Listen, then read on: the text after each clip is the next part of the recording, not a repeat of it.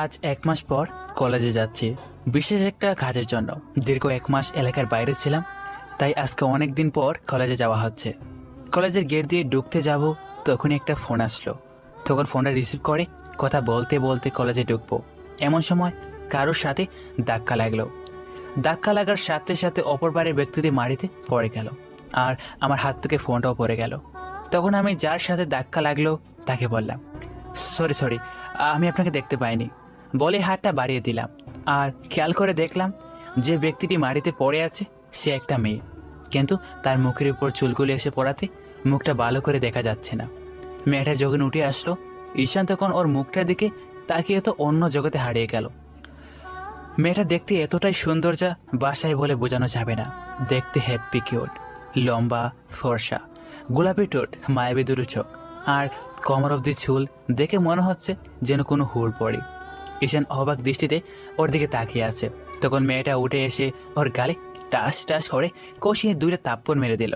আমি হতভম্ব হয়ে দাঁড়িয়ে রইলাম, কিছু বলতে পারছি না। এমন অবস্থা দেখে কলেজের গেটের সামনে যতগুলো স্টুডেন্ট ছিল তারা সবাই ঈশান আর মেয়েটার দিকে তাকিয়ে রইল। তখন মেয়েটা বলতে লাগলো, লুচ্চা লম্পট কোথাকার, মেয়ে দেখলেই গায়ের উপর ঢলে পড়তে ইচ্ছে করে, তাই না? এই তোদের মতো ছেলেদের জন্য মেয়েরা ঘর থেকে বের হতে পারে না। সরি আপু, আমি দেখতে পাইনি, আসলে ফোনে কথা বলছিলাম তো, তাই সামনে খেয়াল করিনি। তা দেখবি কি করে? মেয়ে দেখলেই তো তোদের চোখ কপালে উঠে যায়, ছোট লোক কোথাকার। তোদের মতো ছোট লোকদের জুতা দিয়ে মারা উচিত, তাহলে তোদের শিক্ষা হবে। আচ্ছা, আমি না হয় আর আপনাকে দেখতে পাইনি, কিন্তু আপনি আপনি তো একটু সাবধানে চলবেন বলি আমি আমার ফোনটা উঠালাম। মেয়েটা আরও কিছুক্ষণ আমাকে কিছু কথা সরিয়ে চলে গেল। আমিও ভাবতে লাগলাম যে মেয়েটাকে এই প্রথম দেখলাম আর হয়তো আমাকে চিনে না, তাই হয়তো আমাকে থাপ্পড় দিয়েছে।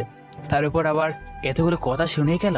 এর মাঝে আমার বন্ধু আলামিন আসলো আর বলল, আর আপনারা হয়তো ভাবছেন আমি মেয়েটাকে কিছু বললাম না কেন।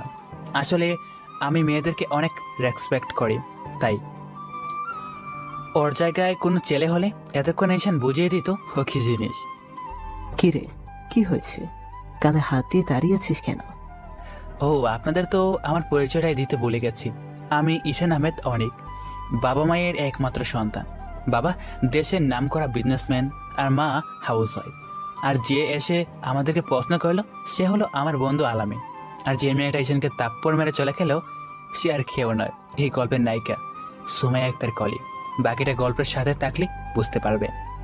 কি রে, তোর আবার কি হলো? কথা বলছিস না যে? আর ওই মেয়েটা তোকে মারলো কেন? তারপর আমি ওকে সব খুলে বললাম। ও সব শুনে বলল, এইসব নিয়ে ভাবিস না। মেয়েটা হয়তো কলেজে নতুন, তোকে চিনতে পারেনি, তাই এমন করেছে। চল ক্লাসে যাই। আমরা সেখান থেকে ক্লাসে চলে আসলাম আর গিয়ে পেছনে বেঞ্চে বসলাম। অবাক করার বিষয়, সেই মেয়েটিও আমাদের ক্লাসে ঢুকলো আর কেমন রাগের দৃষ্টিতে আমার দিকে তাকিয়ে রইল। আমি মেয়েটার দিক থেকে চোখ সরিয়ে নিলাম। এর মাঝে ক্লাসের স্যার চলে আসলো আর ক্লাস নিতে শুরু করলো। এদিকে কলে চিন্তা করছে, ওই ছেলেটাকে তো আগে কখনো আমাদের ক্লাসে দেখিনি। অন্যদিকে ঈশান ভাবছে আজকে প্রথম কোনো মেয়ে তার গায়ে হাত তুললো, তাহলে তো এটা অবশ্যই গন্ডি হবে। না হলে কি আর কেউ অচানা একটা ছেলের গায়ে হাত তুলতে পারে? দেখতে দেখতে ক্লাসগুলো শেষ হয়ে গেল। আমি আর আলামিন বাইরে চলে আসলাম। দুজনে কথা বলতে বলতে কলেজ গেট দিয়ে বের হলাম। তারপর আমি আলামিনকে বললাম, তুই বাসায় চলে যা, আমার একটু কাজ আছে। আমি কাজটা করে বাসায় ফিরলাম দুপুরে। বাসায় ফিরে গোসল করে খাওয়া দাওয়া করে একটা ঘুম দিলাম। ঘুম ভাঙলো আমার দলের একটা ছেলের ফোনে। তারপর ছেলেটার সাথে কিছুক্ষণ কথা বলে রেখে দিলাম। কি যেন একটা কাজের জন্য যেতে বলল। আসলে আমাদের একটা সংগঠন আছে যার কাজ হলো এলাকা থেকে ইভটিজিং দূর করা ও মেয়েদেরকে সেভ করা, যাতে মেয়েরা স্বাভাবিকভাবে চলাফেরা করতে পারে। আসলে এটাকে সংগঠন বললে ভুল হবে, এখন থেকে একটা গ্যাং বলাই চলে। এক সময় আমাদের দলের সংগঠন থাকলেও সময়ের সাথে সাথে সেটা গ্যাংয়ে পরিণত হয়েছে। তারপর আমি উঠে ফ্রেশ হয়ে সেখান থেকে চলে গেলাম। দলের লোকগুলোর সাথে কথা বলে আড্ডা দিয়ে বাসায় চলে আসলাম। বাসায় আস্তে আস্তে রাত 10টা বেজে গেল। কোনো রকম খাবার খেয়ে ঘুমিয়ে পড়লাম। পরদিন সকালে কলেজে চলে আসলাম। তারপর ক্যান্টিনে গিয়ে আমি আলামিন আর কিছু ফ্রেন্ড মিলে কথা বলছি। তখন একটা মেয়ে কান্না করতে করতে আমাদের কাছে আসলো আর বলল, ভাইয়া, আমাকে কয়েকটা ছেলে ডিস্টার্ব করেছে আর আমার ওড়না ধরে টেনেছে। কথাটা শুনে আমার মাথা গরম হয়ে গেল। আসলে আমি মেয়েদেরকে টিস করা ডিস্টার্ব করা মোটেও পছন্দ করি না। আর কেন করি না সেটা গল্পের সাথে থাকলে বুঝতে পারবেন। তারপর আমি মেয়েটাকে বললাম, তুমি ছেলেগুলোকে দেখিয়ে দিতে পারবে আর এখন কোথায় আছে? ভাইয়া ওরা কলেজ গেটের সামনে বসে আছে আর মেয়েদের টেস্ট করছে।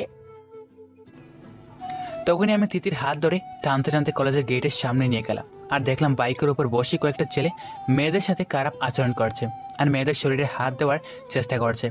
তখন ওদের মধ্যে যে ছেলেটা বেশি মেয়েদের টিস করছিল তিতি তাকে দেখিয়ে দিয়ে বল, ভাইয়া ওই ছেলেটা। এই কলেজে আমাকে সবাই এক নামে চেনে, আর সেই নামটা যে বেশ ভালো তা কিন্তু নয়। সবাই খুব ভালো করে জানে আমি মেয়েদেরকে টিস করা পছন্দ করি না, আর যে টিস করে তাকে খুব সহজে ছেড়ে দিই না। মোটামুটি তার উপর দিয়ে ঘূর্ণিঝড় সাইক্লোন কিছু একটা যাবে। তিতি ছেলেগুলোকে দেখিয়ে দেওয়ার পরই আমি কোমর থেকে বেড়াটা খুল ছেলেটার দিকে এগিয়ে গেলাম আর গিয়ে সবগুলোকে মারতে শুরু করলাম। মারকে ওর আশেপাশে ছেলেগুলো পালিয়ে গেল। ও বাইকের উপরে বসে তাকায় পালাতে পারল না। মারতে মারতে আমি ওকে মাটিতে ফেলে দিলাম। সুযোগ পেয়ে ছেলেটা উঠে দিল দৌড়। আমি ওর পেছনে দৌড় দিলাম। দৌড়াতে দৌড়াতে এক পর্যায়ে ও ক্যাম্পাসের ভিতরে চলে গেল। তারপর আমাদের ক্লাসের সামনে দিয়ে যখন যাচ্ছিল তখন আমার দলেরই একটা ছেলে ওকে ল্যাং মেরে ফেলে দেয়। আমি গিয়ে বেল্ট দিয়ে ইচ্ছা মতো ওকে পিটাতে লাগলাম।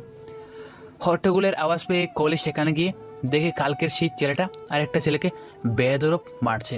তখন কলি গিয়ে হঠাৎ করে ঈশানের গালে একটা টাস করে থাপ্পড় মেরে দেয়।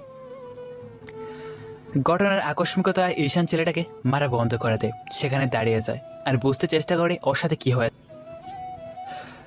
তখন ওর পাশে তাকিয়ে দেখে কালকে সেই মেয়েটা ওকে থাপ্পড় মেরেছে। ঈশান চুপ করে রইল। তখন কলি বলতে লাগলো, অসভ্য ছেলে, গুন্ডা, মাস্তান, এটা কি মাস্তানি করার জায়গা?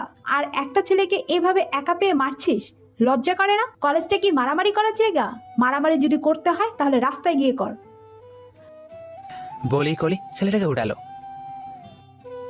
কলি যখনই ছেলেটাকে হাত ধরে উঠালো, ছেলেটা সুযোগ পেয়ে দৌড়ে পালিয়ে গেল। আর কলি ঈশানকে কিছুক্ষণ বোকা দিতে লাগলো। এক পর্যায়ে ঈশান আর কলির সাথে কথা না শুনে ক্যান্টিনে চলে গেল। গিয়ে একটা সিগারেট ধরালো আর টানতে লাগলো। ভাবতে লাগলো, এই মেয়েটা বারবার আমার গায়ে হাত দিচ্ছে। যেখানে আমার নামে এই সারা শহর কাঁপে, সেখানে এই মেয়ে সাহস কী করে হয় আমার গায়ে হাত দেওয়ার? এরই মাঝে ঈশানের কাছে আলামিন আসে আর বলে, কিরে, ক্লাস শুরু হয়ে গেছে, ক্লাসে যাবি না? ঈশান বসে কথাগুলো ভাবছিল আর বাপরা ডুবে থেকে আলামিনের কথায় ওর গুড় কাটে। তখন ঈশান বলে, না তুই যা, আমি আজকে আর ক্লাস করব না। আলামিন বিষয়টা লক্ষ্য করছিল, তাই আর কাউকে কিছু বলল না, না বলি চলে আসলো। আসলে ঈশান মেয়েদেরকে অনেক রেসপেক্ট করে, তাই ওদের গায়ে কখনো হাত তোলে না। আর কলিন না বুঝে দুইবার ওর গায়ে হাত তুললো। একটার পর একটা সিগারেট ধরিয়ে যাচ্ছে। কিছুক্ষণ সেখানেই বসে সিগারেট খেয়ে তারপর উঠে ও বাসায় চলে যায়। সন্ধ্যা ঈশান ওর দলের ছেলেদের সাথে কিছুক্ষণ আড্ডা দিয়ে বাসায় চলে আসলো। তারপর খাওয়া দাওয়া করে ঘুমিয়ে পড়লো। পরদিন সকাল সকাল ঈশান কলেজে চলে আসে। কেউ এখনো আসেনি দেখে ঈশান একটা গাছের নিচে গিয়ে বসে। সেখানে বসে একটা সিগারেট ধরায় আর টানতে থাকে এক মনে। সিগারেট খেয়ে যাচ্ছে আর ফোন চালাচ্ছে। এর মাঝে কেউ এসে টাস টাস করে ঈশানের গালে দুইটা থাপ্পড় মেরে দিল। থাপ্পড়কে ঈশান সামনে তাকিয়ে দেখে গত 2 দিনে যে মেয়েটাকে 2বার থাপ্পড় মেরেছে, আজকেও সেই মেয়েটাই ওর গায়ে হাত তুলেছে। এবার তো ঈশানের রাগটা চরম পর্যায়ে পৌঁছে গেল। ও উঠে দাঁড়ালো, কিন্তু পারছে না কলিকে কিছু বলতে। ওর জায়গায় যদি অন্য কোনো ছেলে হতো তাহলে এতক্ষণ ঈশান তার দফা দফা করে ছেড়ে দিত, কিন্তু মেয়ে বলে ওকে কিছু বলতে পারলো না। তখন কলি বলতে লাগলো, কলেজটা কি গুন্ডামি মাস্তানি করার জায়গা? হুম। আর এখানে বসে সিগারেট খাচ্ছিস কেন? এটা কি তোর বাবার কলেজ যে যেখানে সেখানে বসে সিগারেট খাবি, যাকে ইচ্ছা তাকে মারবি, নিজেকে কি বহুত বড় হিরো মনে করিস? আরে এটাকে গুন্ডামি মাস্তানি বলে, এটাকে হিরোগিরি বলে না। কলির মুখে এমন কথা শুনে ঈশানের রাগটা চরম মাত্রায় পৌঁছে গেল। তাই ও রাগটাকে কন্ট্রোল করতে না পেরে ঈশান পেছন দিকে গড়ে গাছের গায়ে সজোরে একটা ঘুষি মেরে দিল। ঈশানের এমন কাণ্ড দেখে কলি চমকে গেল, তাই আর কিছু বলার সাহস পেল না। তখন ঈশান সেখান থেকে ক্যান্টিনে চলে আসলো। এসে একটা কফির অর্ডার করলো আর খেতে লাগলো। এর মাঝে দূর থেকে আলামিন বিষয়টা খেয়াল করে আর দৌড়ে ক্যান্টিনে গেল আর দেখলো ঈশানের হাত থেকে রক্ত পড়ছে। তখন অফিস রুম থেকে ফার্স্ট এইড বক্সটা নিয়ে ঈশানের কাছে আসে। ঈশান বাম হাত দিয়ে কফি খাচ্ছে, ডান হাত দিয়ে রক্ত পড়ছে, তাই ডান হাতটা টেবিলের উপর রেখে দিয়েছে। তখন আলামিন গিয়ে ওর ডান হাতটা ধরতে যাবে, তখন এক ঝটকায় ডান হাতটা সরিয়ে নেয় আর আলামিন বলে, এমন পাগলামি করছিস কেন? হাতটা দে, পরিষ্কার করে ব্যান্ডেজ করে দিই। দরকার নেই, এমনিতে সেরে যাবে। তা বললে তো হবে না, হাতটা দিয়ে দেখি। আলামিন জোরপূর্বক হাতটা নিজের কাছে নিয়ে ভালোভাবে ড্রেসিং করে তারপর ব্যান্ডেজ করে দেয়। অন্যদিকে কলি ঈশানের এমন রাগের চেহারা আর এমন বেপরোয়া স্বভাব দেখে অনেকটা ভয় পেয়ে যায়। ব্যান্ডেজ করা শেষ হলে ঈশান আলামিনকে বলল, শোন, খোঁজ নিয়ে মেয়েটাকে, ওর কত বড় সাহস বারবার আমার গায়ে হাত দিচ্ছে। কথাগুলো বলার সময় ঈশানের চোখগুলো লাল হয়ে যাচ্ছিল। তখন আলামিন কিছুক্ষণ কথা বলে তারপর বাসায় চলে আসলাম। দেখতে দেখতে দিনটা কেটে গেল। পরদিন সকালে ফোনের শব্দে ঘুম ভাঙলো। দেখি আমার দলের একটা ছেলে ফোন করেছে। তারপর ওর সাথে কিছুক্ষণ কথা বলে উঠে গিয়ে ফ্রেশ হয়ে নাস্তা করে কলেজের টাইম হয়ে যাওয়ায় একটা রিক্সা নিয়ে কলেজের দিকে রওনা দিলাম। রাস্তায় অনেক জ্যাম ছিল। এরই মাঝে আবার রেড সিগন্যাল পড়ায় গাড়িটা থেমে গেল। তখন 5 থেকে 6 বছরের একটা মেয়ে আমার সামনে আসলো আর বলল, এমনও কিছু অনাথ শিশু আছে যাদের একবেলা খাবারে জুটে না, আবার এমন কিছু মানুষ আছে যারা খাবারগুলোকে নষ্ট করে। আচ্ছা আপু, তোমার ফুলের দাম কত? ভাইয়া 100 টাকা। ঈশান রিয়ার হাত থেকে ফুলগুলো নিয়ে পকেট থেকে ওয়ালেট বের করে তার মধ্যে থেকে 1000 টাকা একটা নোট বের করে রিয়ার হাতে দিল। তখন বলল, ভাই আমার কাছে তো ভাঙতি নেই। আপু তুমি এটা রেখে দাও, বাকি টাকাটা আমাকে দিতে হবে না। ভাইয়া আমি বাকি টাকাটা নিতে পারবো না। আপু কেন নিতে পারবে না? আমার ফুলের দাম তো মাত্র 100 টাকা, আর এতগুলো টাকা আমি তোমার কাছ থেকে কেন নেব? আপু নাও না প্লিজ, ধরে নাও তোমার বড় ভাই তোমাকে দিচ্ছে, প্লিজ আপু নাও, তুমি টাকাটা নিলে আমি অনেক খুশি হব। তারপর রিয়া টাকাটা নিল। ঈশানের হাত থেকে রিয়া দেখে ঈশানের অনেক মায়া হচ্ছে। ঈশান এবার ওর হাতের ফুলগুলো রিয়ার হাতে দিয়ে দিল। রিয়া তখন টাকাটা ঈশানের দিকে এগিয়ে দিল। তখন ঈশান বলল, আপু কি হলো, টাকাটা ফিরিয়ে দিচ্ছ কেন? ভাইয়া তুমি তো ফুলগুলো নেবে না, তাহলে আমি তোমার কাছ থেকে টাকা কেন নেব? আপু এই টাকাটা আর ফুলগুলো আমি তোমাকে দিলাম। আপু তোমার ভাইয়া যদি তোমাকে কিছু দিত তাহলে কি তুমি নিতে না? হ্যাঁ নিতাম। তাহলে নিচ্ছ না কেন? নাও আপু প্লিজ। রিয়া ঈশানের কাছ থেকে ফুলগুলো আর টাকাটা নিল। এর মধ্যে রেড সিগন্যাল ভেঙে গেছে। ঈশান রিক্সায় উঠে গেল। তখন রিয়া সেখানেই দাঁড়িয়ে রইল। ঈশানের বড্ড মায়া হচ্ছে রিয়ার উপর। তখন ঈশান আবারও রিক্সা থেকে নেমে রিয়াকে বলল, আচ্ছা আপু তুমি কি আমার সাথে যাবে? আমার না এই শহরে কেউ নেই, তুমি আমার সাথে চলো, আমি তোমাকে স্কুলে ভর্তি করে দেব। তুমি আমার সাথে আমার বাসায় থাকবে আমার আপু হয়ে। আমি তোমাকে অনেক অনেক আদর করব, তোমাকে অনেক খেলনা কিনে দেব। না ভাইয়া আমি তোমার সাথে যেতে পারবো না। আপু তোমার আপন ভাই যদি বলতো তাহলে কি তুমি যেতে না? হ্যাঁ যেতাম। তাহলে চলো না আপু প্লিজ চলো। আমার কোনো আপু নেই, তুমি আমার ছোট্ট আপু হয়ে থাকবে, তোমাকে আর ফুল বিক্রি করতে হবে না। তারপর রিয়াকে অনেক বুঝিয়ে সুঝিয়ে ঈশান রিক্সায় উঠালো আর ওর সাথে নিয়ে গেল। অন্যদিকে রাস্তার অপর পার থেকে স্কুটির ওপর বসে কলি আর ওর ফ্রেন্ড বিষয়টা লক্ষ্য করছিল। আর কলি ভাবছিল, একটা গুন্ডা ছেলে রাস্তার একটা ফুল বিক্রি করা মেয়ের সাথে কি এত কথা বলছে। তারপর ঈশান রিয়াকে নিয়ে শপিং মলে দিকে গেল আর রিয়ার জন্য কিছু জামা কাপড় কিনে ওকে নিয়ে বাসা চলে গেল। আর কাজের বুয়াকে বলল রিয়াকে গোসল করিয়ে দিতে। কাজের বুয়া ঈশানের কথা মতো রিয়াকে গোসল করিয়ে নতুন পোশাক পরিয়ে দিল। তারপর রিয়াকে নিয়ে ঈশানের কাছে আসলো। ঈশান বলল, আমার আপুটাকে অনেক সুন্দর লাগছে। আপু তোমার মনে হয় অনেক খিদে লেগেছে তাই না? হ্যাঁ ভাইয়া আমার অনেক খিদে পেয়েছে। ঈশান বুয়াকে টেবিলে খাবার দিতে বলল। বুয়া ঈশানের কথা টেবিলে খাবার দিল। ও রিয়াকে নিয়ে টেবিলে বসালো। তারপর ও আরেকটা চেয়ার টেনে বসলো। তারপর নিজ হাতে রিয়ার প্লেটে খাবার বেড়ে দিল। রিয়া বারবার খাবারগুলোর দিকে দেখছিল আর ঈশানের দিকে তাকাচ্ছিল। তখন বলল, কি হলো আপু? ভাইয়া আমি না এত খাবার কখনো দেখিনি আর খাইও নি। আপু এখন তুমি তোমার ভাইয়ের কাছে আসো না, এখন থেকে তোমাকে এগুলি খেতে হবে, নাও খাওয়া শুরু করো। কিন্তু রিয়া খাচ্ছে না। তখন আমি ওকে বললাম, কি হলো আপু খাও। ভাইয়া আমাকে না কেউ কখনো খাইয়ে দেয়নি, তুমি কি আমাকে একটু খাইয়ে দেবে? কথাটা শুনে আমার চোখে পানি চলে আসলো। আচ্ছা ঠিক আছে আপু, আমি তোমাকে খাইয়ে দিচ্ছি। আর আজকে থেকে প্রত্যেক দিন ভাইয়া তোমাকে খাইয়ে দেবে, কেমন? আপু তুমি আর মন খারাপ করে দেখো না। মাথা নাড়িয়ে হেসে চোখ উত্তর দিল তখন রিয়া। ঈশান প্লেটটা হাতে নিয়ে ভাত মেখে রিয়াকে খাইয়ে দিতে লাগলো। ভাইয়া তুমিও খাও। ঈশান রিয়ার মুখে এক লোকমা ভাত তুলে দিতে যাবে তখন রিয়া ওর হাতটা গড়িয়ে ওর মুখের সামনে দাঁড়ালো। ঈশান খেয়ে নিল। ঈশান তখনই মায়ের কথা মনে পড়ে গেল আর চোখ দিয়ে দুপুরটা পানি গড়িয়ে পড়লো। তখন রিয়া বলল, ভাইয়া তুমি কাঁদছো কেন? কিছু না আপু, এমনি চোখের জন্য কি পড়েছে। তারপর খাওয়া দাওয়া শেষ করে আমি রিয়াকে একটা রুম দেখিয়ে দিলাম। আপু, আজকে থেকে তুমি এখানে থাকবে, আর তোমার যখন যা লাগবে তুমি আমাকে বলবে, কেমন? এরই মাঝে ঈশানের একটা ফোন আসলো, আরও একটু দূরে গিয়ে কিছুক্ষণ কথা বলে আবার রিয়ার কাছে ফিরে আসলো আর বলল, আপু তুমি বাসায় থাকো, আর তোমার যা লাগবে তুমি বুয়া খালার কাছে বলো, উনি তোমাকে সব কিছু এনে দেবে। তোমার যা খেতে মন চায় তুমি তার কাছে বলো। আর ভাই এখন বাইরে যাচ্ছে, তোমার কিছু লাগবে? তোমার কিছু লাগবে আপু? রিয়া কোনো কথা বলছে না দেখে ঈশান বলো, কি হলো আপু, বলো তোমার কি কিছু লাগবে? ভাইয়াকে বলো। আমি না তোমার ভাইয়া? তাহলে ভাইয়াকে বলো।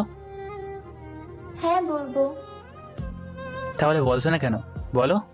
ভাইয়া আমার না চকলেট অনেক পছন্দ, তুমি কি আমাকে চকলেট এনে দেবে?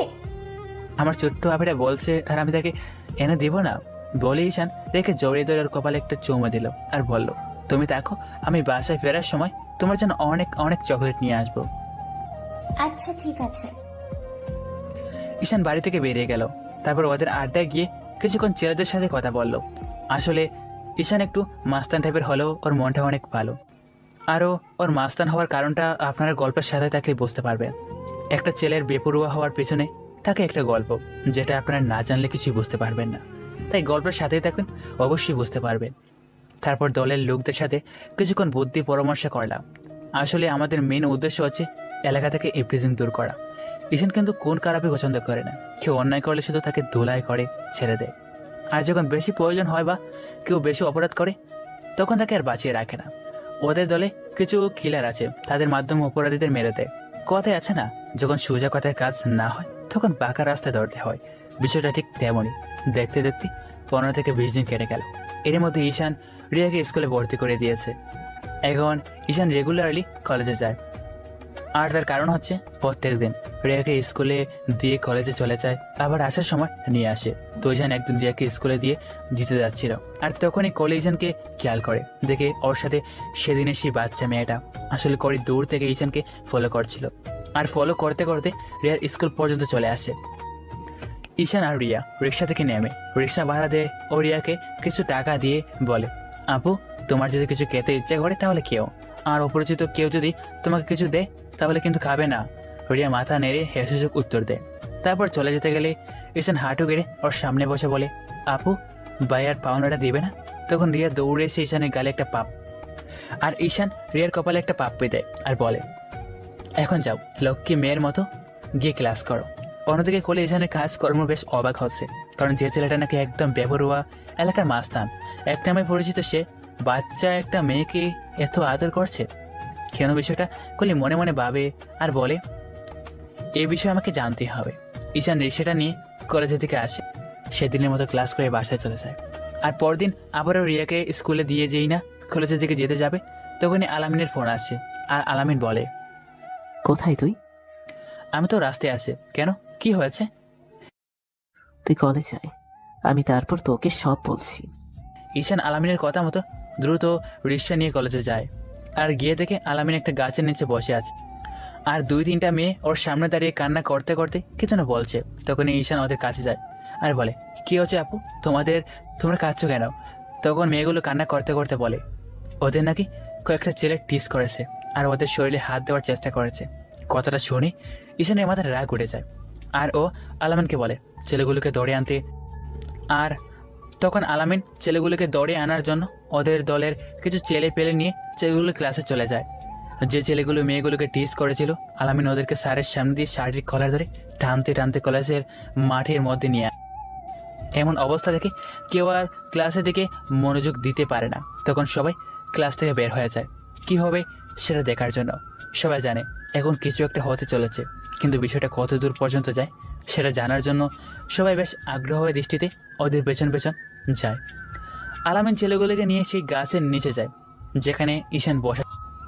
তখন ঈশান ছেলেগুলিকে গাছের সাথে বেঁধে দিতে বলে, শোন আমাকে একটা হকি স্টিক এনে দে। তখন ওর দলের একটা ছেলে কিছুক্ষণ পর একটা হকি স্টিক এনে ঈশানের হাতে দেয়, আর ঈশান মেয়েগুলোকে উদ্দেশ্য করে বলতে থাকে, আপু এই ছেলেগুলো তো? মেয়েগুলো হেসে উত্তর দেয়, সাথে সাথে ঈশান ওদেরকে হাতের হকি স্টিক দিয়ে উড়াদুরা মারতে শুরু করে দেয়। এক একটাকে আঘাত করছে আর ছেলেগুলো চিৎকার করছে। তখনই কলেজের প্রিন্সিপাল আসে আর ঈশানকে বলে, ঈশান, হচ্ছেটা কি? এটা কলেজ, কোনো গুন্ডামি করার জায়গা না। ছেলেগুলোকে মারতে মারতে ঈশান বলে, স্যার কি হচ্ছে সেটা তো দেখতেই পাচ্ছেন, তাই কথা না বলে চুপচাপ দেখে যান। এটা কি ধরনের অসভ্যতা ঈশান? আমি তোমাদের প্রিন্সিপাল, তুমি আমার সাথে এমনভাবে কথা বলছো কেন? ঈশান এবার মার থামিয়ে দিয়ে বলল, কিসের প্রিন্সিপাল আপনি? এই কলেজে এত ইপ্রিজিং হচ্ছে আর রেগুলারলি মেয়েদেরকে টিজ করে ছেলেরা, বাজে ইঙ্গিত করে কথা বলে, এমনকি শরীরে হাত দেয়। 2-3টা দর্শনও হয়ে গেছে এই কলেজে, তারপরে তো আপনারা কোনো পদক্ষেপ নেননি। তাহলে আজ যখন আমি ওদের শাস্তি দিচ্ছি তখন আপনার এত অসুবিধা হচ্ছে কেন? ও, এরা বড় লোকের ছেলে, তাই এদের কিছু বলতে পারেন না, তাই তো? আমার কাছে বাধা দিতে আসলে আমার থেকে খারাপ কেউ হবে না, তাই ভালোই বলছে আপনি এখান থেকে চলে যান। না হলে ওদের বাবাদের কাছ থেকে আপনি টাকা নিয়ে ওদের কিছু না বলার কারণে আপনার অবস্থাও খারাপ করে ছেড়ে দেব। কথাগুলো বলার সময় ঈশানের চোখগুলো লাল হয়ে গেছে। ঈশানের এমন বেবরুয়া কথাগুলো শুনে প্রিন্সিপাল বেশ খানিকটা ভয় পেয়ে যায় আর সেখান থেকে চলে যায়। অন্যদিকে কলেজে আসার পরই ওই মেয়েগুলোকে কান্না করতে দেখে ওর বান্ধবীর সাথে সেখানে যায়। ও প্রথম থেকেই সেখানে ছিল আর কি হয়েছে বিষয়টা ভালোভাবে গুটিয়ে দেখেছিল। ঈশানের এরকম রাগী আর ভয়ঙ্কর চেহারা দেখে অনেকটা ভয় খুকড়ে যায় আর দেখা হলে আপনারা আসতে পারেন, প্লিজ লিভ নাও। সবাই সেখান থেকে চলে গেল। কলিও হাঁটতে হাঁটতে ক্লাসে চলে গেল। কলি শুধু ঈশানের কথাই ভাবছে। ওর বড্ড কৌতূহল হচ্ছে যে ঈশানকে কেন এমনটা করে সেটা জানতে। আলামিন কোনো রকম ঈশানকে শান্ত করে তারপর ক্যান্টিনে নিয়ে যায়। ক্যান্টিনে নিয়ে গিয়ে একটা সিগারেট ধরিয়ে দেয়। ঈশান সেটা শান্ত দেখে আর 2টা কফির অর্ডার করে। একটু পর ওয়াইটার কফি দিয়ে যায়। তখন আলামিন বলে, দোস্ত, সব কাজে এত রাগ করলে চলে বল? সবসময় মাথা ঠান্ডা রেখে কাজ করবি, এতে সব দিক ঠিকঠাক থাকবে। আর কাদের ছেলেকে মেরেছিস তুই জানিস? ঈশান আলামিনকে হাতের ইশারায় থামিয়ে দিয়ে বলল, কোন গুণধর বাপের ছেলেদের মেরেছি সেটা আমার জানার দরকার নেই। তুই আমার বিষয়ে খুব ভালোভাবে জানিস। আমি যে কাউকে পরোয়া করি না সেটাও জানিস। এই বিষয়ের সামনে কি হবে সেটা নিয়ে আমি ভাবতে চাচ্ছি না। যখন হবে তখন জায়গা যাবে। এখন কফি খা। এই বিষয়ে আর কোনো কথা বলবি না। সেদিনের মতো ক্লাস শেষ করে ঈশান রিয়াকে নিয়ে বাসায় ফিরে আসে। বিকালবেলা ঈশান একটু ঘুম পড়েছিল। তখন ওর দলের একটা ছেলে ফোনে ঘুম ভাঙে আর ওকে যেতে বলে। তারপর ঈশান আসছে বলে উঠে গিয়ে ফ্রেশ হয়ে একটা শার্ট গায়ে দিয়ে বাইকটা নিয়ে বেরিয়ে পড়ে। আস্তানায় গিয়ে ওদের সাথে কথা বলে। তখন দলের কিছু লোক বলে ওকে নাকি অন্য একটা জেলা যেতে হবে, সেখানে নাকি অনেক ইপ্রিজিং হয় যেগুলো ওদের দলের ছেলেগুলো থামাতে পারছে না। তাই বিশেষভাবে ঈশানকে যাওয়ার জন্য অনুরোধ করছে। ওদের ফোন করে জানিয়ে দেয় আমি কালকের মধ্যেই চলে যাব। কথাটা বলে ঈশান আস্তানা থেকে বেরিয়ে মার্কেট থেকে রিয়ার জন্য কিছু আইসক্রিম আর চকলেট নিয়ে বাসায় চলে আসে। আর আস্তে আস্তে রাত হয়ে যায়। ভাইয়া, তুমি কোথায় যাবে? তুমি জানো না তোমাকে ছাড়া আমি থাকতে পারি না। ওলি আমার আপিটা মন খারাপ করে না? ভাইয়ের যে অনেক কাজ, তাই তো ভাইয়াকে যেতে হবে। আচ্ছা, আমি তোমার আরেকটা ভাইকে বলে যাব, ও এসে তোমাকে খাইয়ে দিয়ে যাবে, কেমন? আর তোমার যা দরকার হয় তুমি রহিমা কালার কাছে বলো, রহিমা কালা তোমাকে তাই সব এনে দেবে। তোমার যে স্কুলে যেতে মন না চায় তাহলে এই কয়টা দিন তোমার স্কুলে যাওয়ার দরকার নেই, কেমন? আর যদি যেতে মন চায় তাহলে আমি তোমার আলামিন ভাইয়াকে বলে দেব, ওই ভাইয়া তোমাকে নিয়ে যাবে আর আবার নিয়েও আসবে, কেমন? ভাইয়া, না গেলে হয় না? না আপনি ভাইয়াকে যেতেই হবে, না হলে অনেক বড় ক্ষতি হয়ে যাবে। ভাইয়া, তুমি চলে গেলে আমাকে খাইয়ে দেবে কে? ঘুম পাড়িয়ে দেবে কে? স্কুলে নিয়ে যাবে কে? আপু, বললাম তো তোমার আরেকটা ভাইয়াকে আমি বলে দিয়ে যাব, সে তোমাকে প্রত্যেক দিন স্কুলে নিয়ে যাবে, খাইয়ে দেবে, ঘুরতে নিয়ে যাবে, ঘুম পাড়িয়ে দেবে, কেমন? ঈশান রিয়াকে ঘুম পাড়িয়ে দিয়ে নিজের রুমে গিয়ে আলামিনকে ফোন করে সব বলে দেয় কি কি করতে হবে। আর এদিকে লক্ষ্য রাখতে বলে ঈশান কালকেই রওনা দিবে, তাই সকাল হলেই আলামিনকে বাসায় চলে আসতে বলে। সেজন্য অন্যদিকে আলামিন ওর কথা ফেলতে পারে না, তাই ওর কথায় ঈশান পরদিন খুব সকাল সকাল ঘুম থেকে উঠে বাসা থেকে বেরিয়ে যায়। একটু পর আলামিন বাসায় আসে, রিয়াকে খাইয়ে দিয়ে তারপর স্কুলে থেকে নিয়ে যায়। স্কুলে দিয়ে তারপর কলেজে চলে যায়। কলি ঈশানের ব্যাপারে জানার জন্য প্রথমে ওকে ফলো করার চেষ্টা করে, কিন্তু একদিন, দুদিন, 3 দিন যখন ঈশানকে দেখতে না পেয়ে তখন কলি ভাবে ঈশান যখন রিয়াকে স্কুলে নিয়ে যাবে তখন ওকে ফলো করবে, তাই ঈশানের বাসা থেকে ওকে ফলো করে। কিন্তু একটা বিষয় লক্ষ্য করে, এখন আর ঈশান রিয়াকে স্কুলে নিয়ে যায় না, বরং আলামিন স্কুলে নিয়ে যায়। আর বেশ কয়েকদিন ধরে ঈশানকে দেখা যাচ্ছে না। এভাবে কয়েকটা দিন কেটে যায়।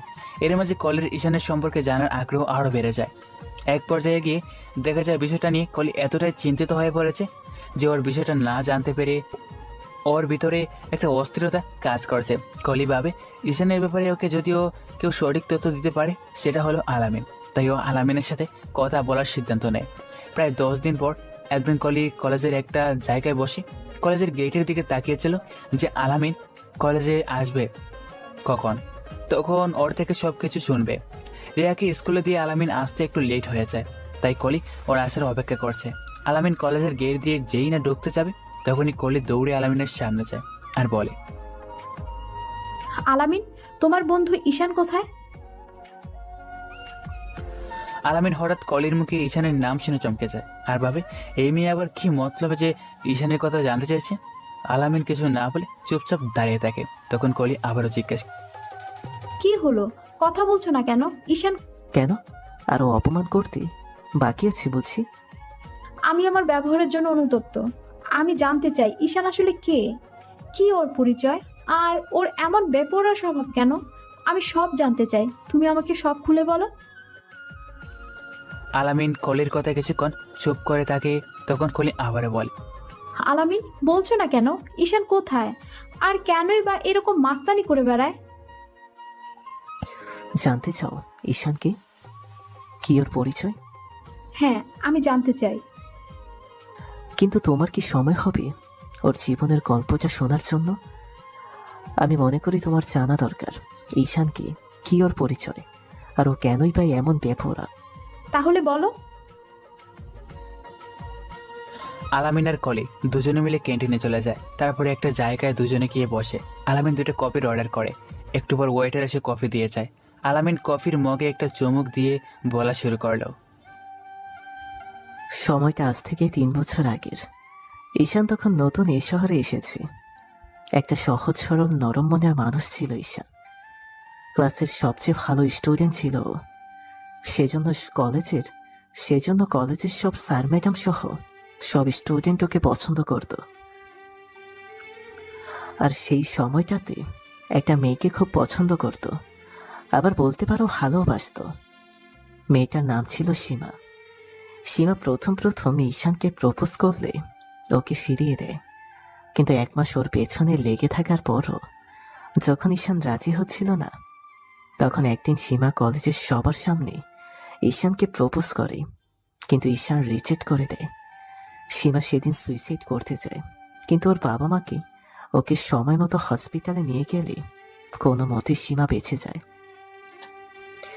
এই 1 মাস সীমা ঈশানের পেছনে ঘোড়ায় ঈশানের মনে অনেকটা জায়গা করে নিয়েছে, কিন্তু ও কোনো সম্পর্কে জড়াতে চায় না বলেই বারবার সীমাকে ফিরিয়ে দিচ্ছিল। ঈশান যখন জানতে পারে যে সীমা সুইসাইড করতে গিয়েছিল ওর জন্য, তখন আর ঈশান চুপ থাকতে পারে না। তখনই ও হসপিটালে চলে যায়। তারপর সীমার কেবিনে গিয়ে সীমাকে জড়িয়ে ধরে। ঈশান সেদিন সীমার ভালোবাসাকে অ্যাকসেপ্ট করে, আর তখন থেকে ওদের ভালোবাসাটা চলতে থাকে। কলেজের দিনগুলো ওদের ভালোই কাটছিল।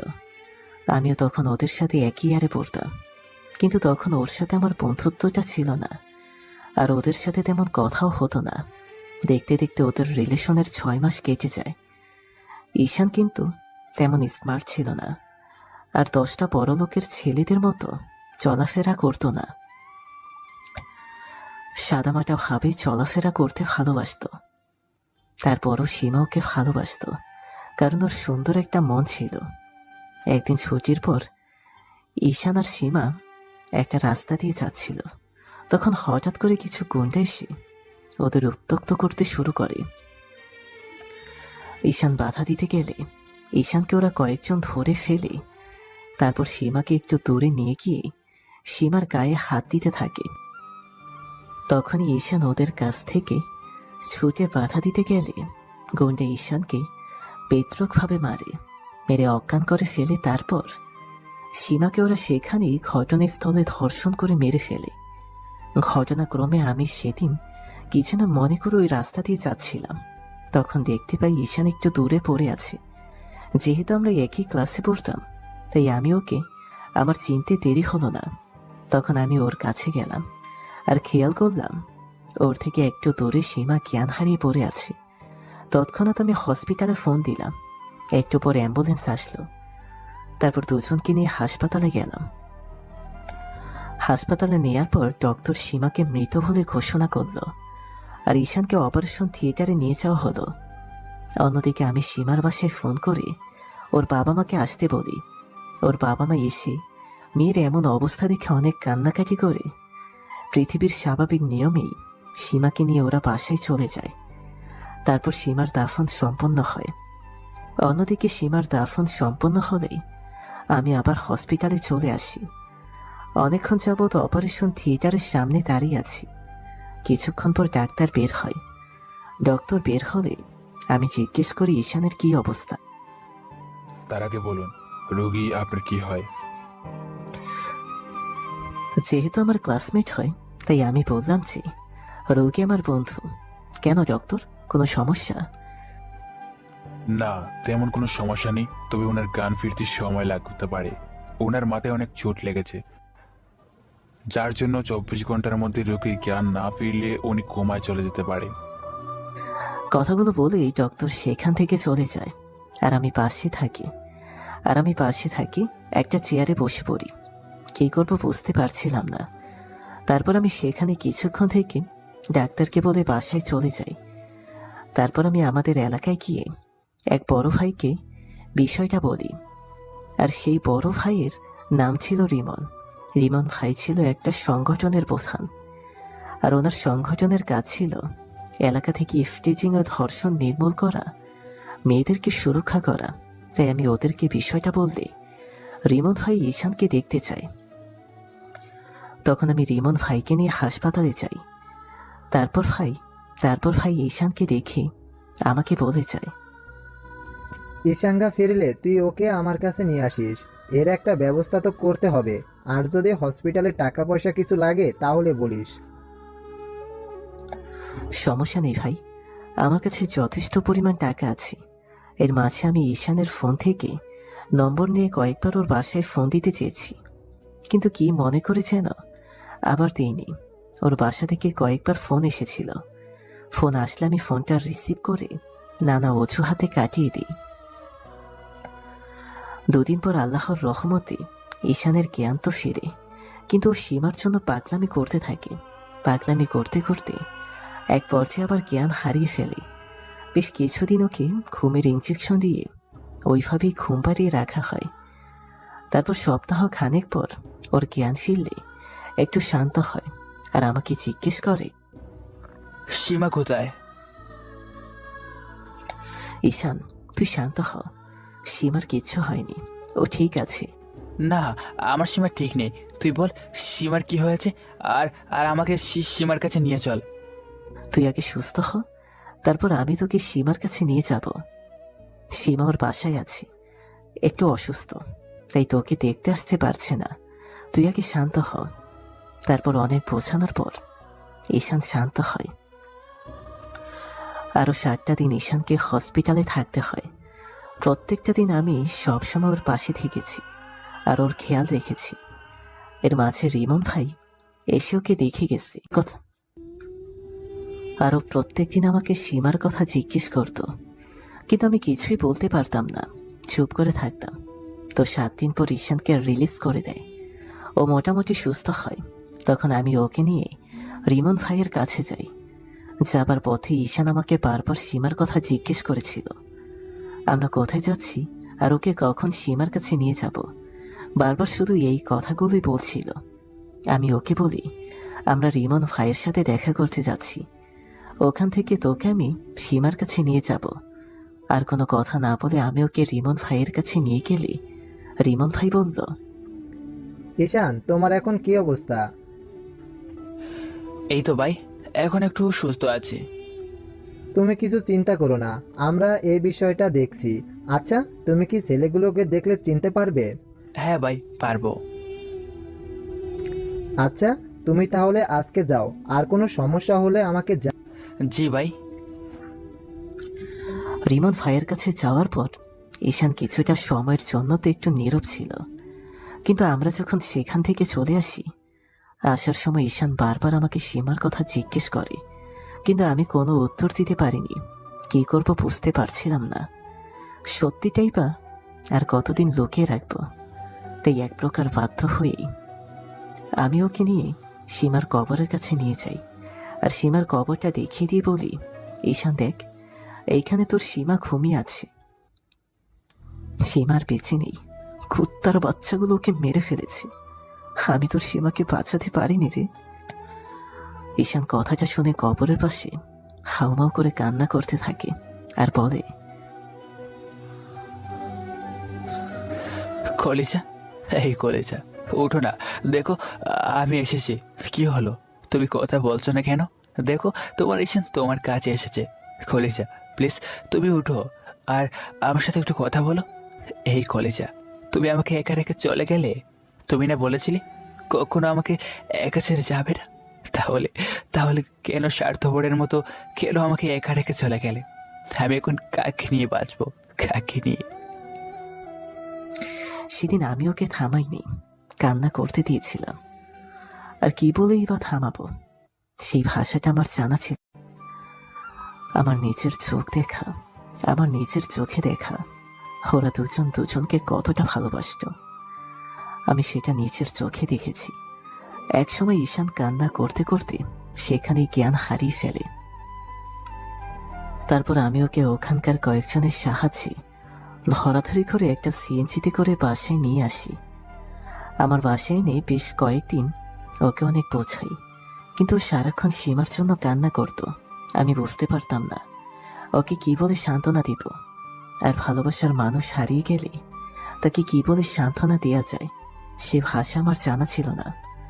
দেখতে দেখতে 15টা দিন কেটে যায়।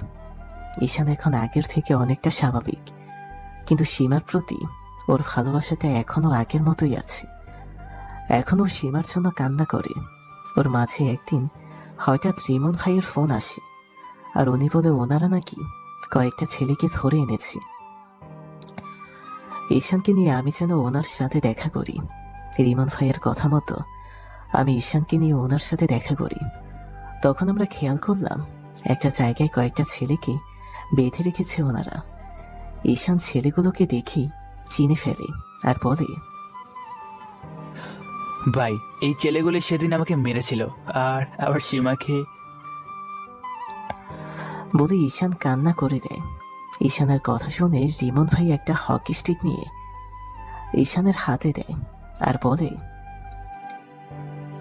ঈশান, যারা তোর সীমাকে মেরে ফেলেছে আর তোকে মেরেছে, নে তাদের নিজ হাতে শাস্তি দে। ঈশান রিমন ভাইয়ের কথায় কান্না করতে থাকে। তখন রিমন ভাই আবার ওকে বলে, কি হলো, নে ধর, আজকে তোর ইচ্ছা মতো ওদের শাস্তি দে। ঈশান তখন রিমন ভাইয়ের হাত থেকে হকি স্টিক নিয়ে ওদেরকে ইচ্ছা মতো মারতে থাকে আর বলতে থাকে, হ্যাঁ রে, আমার সীমা তোদের কি ক্ষতি করেছিল যে তোরা ওকে একেবারে জানে মেরে ফেললি? আমরা তোদের কি ক্ষতি করেছিলাম যে তোরা আমার ভালোবাসার মানুষটাকে আমার কাছ থেকে কেড়ে নিলি? ঈশান কান্না করছে আর কথাগুলো বলছে। ঈশান কান্না করছে আর কথাগুলো বলছে আর ওদের পেটাচ্ছে। অন্যদিকে আমি ওর এমন হিংস্র রূপ দেখে অনেকটাই ঘাবড়ে যাই, কারণ ও ছিল একটা সহজ সরল ছেলে। এর আগে ওকে কখন আমি এরকম হিংস্র হতে দেখিনি। সেদিনই প্রথমবার ওকে এরূপ দেখেছিলাম। ছেলেগুলো প্রায় আধমরা হয়ে গেছে। তখন আমি আর রিমন ভাই ঈশার কাছে এগিয়ে গেলাম আর ওর মার থামানোর চেষ্টা করলাম, কিন্তু ওকে কিছুতেই আটকানো যাচ্ছে না। তখন 4-5 জন ধরে ওকে শান্ত করলাম। তারপর রিমন ভাই বলল, এই, তোরা ওদেরকে রাস্তায় ফেলে দিয়ে আয়, আর ভবিষ্যতে যেন তোদের এমন কাজ করতে না দেখি। মনে রাখবি, আমি তোদের একটা সুযোগ দিলাম, এর পরে যদি ভুলেও কখনো এমন করিস তাহলে একেবারে দুনিয়া থেকে বিদায় করে দিব। সময়গুলো কাটতে থাকে। আমি লক্ষ্য করি ঈশান আগের থেকে আরো চুপচাপ হয়ে যাচ্ছে, আর সবসময় চুপ করে থাকে আর সীমার কথা ভাবে। এই বিষয়টা আমি রিমন ভাইকে বললে রিমন ভাই ওকে স্বাভাবিক করার চেষ্টা করে। এখন প্রায় সময় ঈশান রিমন ভাইয়ের সাথে থাকে। ঈশান কোথাও যেতে না চাইলে জোর করে নিয়ে যায়। সীমা মারা যাবার পর থেকে ঈশান অনেকটাই এলোমেলো অগোছালো হয়ে পড়ে। তাই একদিন রিমন ভাই ওকে ঈশান, এভাবে আর কতদিন চলবে বলতো? মানলাম সীমাকে তুই এখনো বলতে পারিসনি, এখনো ওকে ভালোবাসিস, কিন্তু এভাবে আর কতদিন? যে মানুষটা পৃথিবীতে নেই তার জন্য কষ্ট পেয়ে সারাটা জীবন বরবাদ করে দেওয়ার কোনো মানেই হয় না। ঈশান তখন রাগী গলায় বলে, এই ভালোবাসাটা আজীবন থেকে যাবে, কখনো শেষ হবে না। সেটা না হয় হলো, কিন্তু তুই এভাবে এলোমেলো অগোছালো থাকিস কেন? তোর বাবার তো কোনো কিছুর কমতি নেই, তারপরও তুই এভাবে থাকিস কেন? তোর এই সহজ সরলতা কেউ কোনো মূল্য দিবে না, উল্টো আরো সবাই এটার ফায়দা উঠাবে, তাই নিজেকে একটু চেঞ্জ কর। রিমন ভাই কথাগুলো বলেই ঈশানের হাত ধরে টানতে টানতে নিয়ে বাইরে বসায়। তারপরে শপিং মলে চলে যায়। ওকে কিছু শপিং করে দিয়ে তারপর পার্লারে নিয়ে গিয়ে চুল আর দাড়িগুলো সুন্দরভাবে কেটে দিয়ে অনেকটি স্টাইলিশ করে দেয়। এই আজকের যে স্মার্ট স্টাইলিশ ঈশানকে দেখছো, ওর এমন হয়েছে একমাত্র রিমন ভাইয়ের কারণে। আপনাদের তো ঈশানের বর্ণনায় দেওয়া হয়নি। আসলে ঈশান দেখতে অনেকটাই সুন্দর, ফর্সা চেহারা, গোলাপি ঠোঁট, চুলগুলো বড়ি করে রাখা, চাপ দাড়িটা সুন্দর করে স্টাইল করে কাটা, চোখ দুটো অনেকটাই মায়াবী, হাতে ব্রেসলেট, হ্যান্ডসাম, গুড লুকিং, আর সব মিলিয়ে একটা ড্রেসিং লুক দিয়ে সবসময় চলাফেরা করে। যে কোনো মেয়েই প্রথম দেখাতে ওর প্রেমে পড়ে যাবে। বলতে গেলে ঈশান কোনো তামিল হিরোদের থেকে কম নয়। এর মাঝে প্রায় 100 প্রপোজ পেয়েছে, কিন্তু কোনোটাই অ্যাকসেপ্ট করেনি। আর সেটার কারণ হয়তো আপনাদের আর বলে দিতে হবে না, কিন্তু কেউ বুঝতে পারবে না ওর ভিতরে এতটা কষ্ট গ্রাস করেছে। এই সবটাই হয়েছে রিমন ভাইয়ের জন্য। এরপর থেকে ও এইভাবে চলাফেরা করে। সীমা মারা যাওয়ার পর থেকে আমি আর ঈশান সবসময় রিমন ভাইয়ের সাথেই থাকতাম। এক প্রকার ওনাদের সংগঠনের সাথে আমরা অনেকটাই ইনভলভ হয়ে গিয়েছিলাম। তাই অন্যায় দেখলে আমরা প্রতিবাদ করতাম। আর ঈশান আর আমার মধ্যে অনেকটা বন্ধুত্ব গড়ে ওঠে। ঈশান যতক্ষণ আমার আর ইমন ভাইয়ের সাথে থাকতো ততক্ষণ ও হাসি খুশি থাকতো, কিন্তু যখন একা থাকতো তখন সীমার স্মৃতিগুলোকে ঘিরে ধরতো, তাই চুপচাপ হয়ে যেত। তো একদিন আমরা আমাদের আড্ডায় বসে আড্ডা দিচ্ছিলাম, তখন রিমন ভাই আমাদের বলল, তোরা সবাই শোন, আমি যদি কখনো না থাকি তাহলে তোরা এই সংগঠনটাকে ভেঙে যেতে দিস না। তোরা একে শক্ত করে আঁকড়ে ধরিস, আর দেশের আনাচে কানাচে যেখানে দর্শন ইফটিজিং হোক না কেন তোরা তার প্রতিবাদ করিস। সেদিন রিমন ভাইয়ের কথা শুনে আমরা বেশ অবাক হই। তখন আমি ওনাকে জিজ্ঞেস, ভাই কেন, কি হয়েছে, আপনি কোথায় যাবেন, আর আপনি এমনভাবে কথা বলছেন কেন? না, এমনি বললাম আর কি। আর তাছাড়া মানুষ কি সবসময় বেঁচে থাকে নাকি? একদিন না একদিন তো তাকে মরতেই হয়, তাই না? রিমন ভাইয়ের কথার আগাগোড়া আমি সেদিন কিছুই বুঝতে পারিনি। কিন্তু সেই দিন রাতে আমি আর ঈশান রাস্তা দিয়ে হেঁটে যাচ্ছিলাম। তখন হঠাৎ ঈশানের ফোনে একটা কল আসে, আর ও ফোনটা রিসিভ করে হঠাৎ করে কোনো কিছু না বলে দৌড়াতে থাকে। আমি ওকে বলি, ঈশান কি রে, কি হয়েছে, কোথায় যাচ্ছিস? ও কিছুই বলে না। তখন আমি ওর পেছন পেছন দৌড়াতে থাকি। কিছুক্ষণ দৌড়ানোর পর একটা ফাঁকা রাস্তায় এসে দেখি কেউ একজন রাস্তায় মুখ থুবড়ে পড়ে আছে। তখন ঈশান দৌড়ে তার কাছে যায় এবং গিয়ে তার পাশে বসে তার মাথাটা তুলে কোলের উপর নেয়।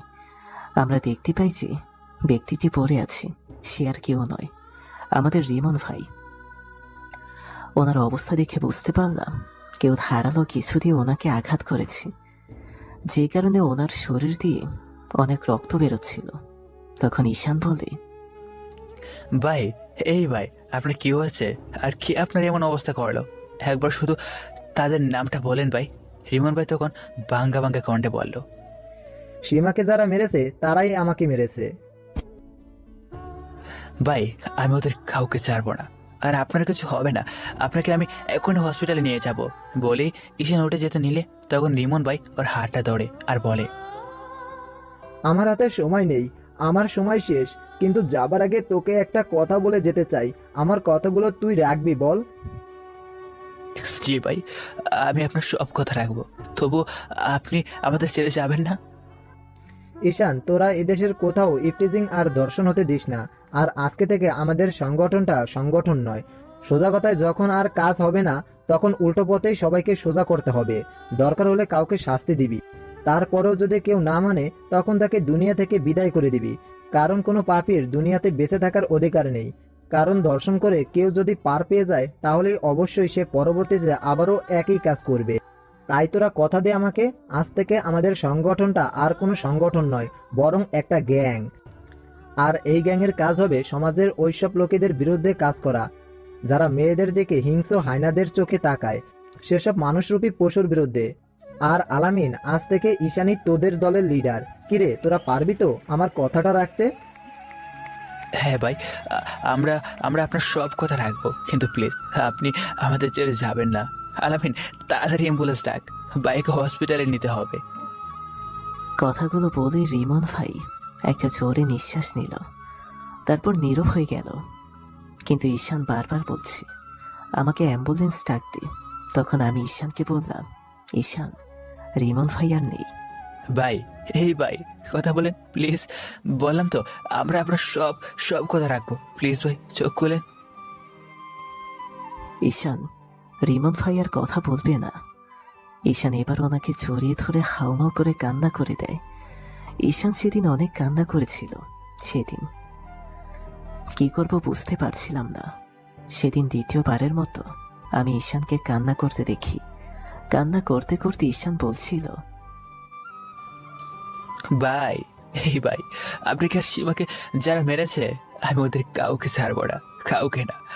সবাইকে সবাইকে আমি শাস্তি দেবো, কঠিন শাস্তি।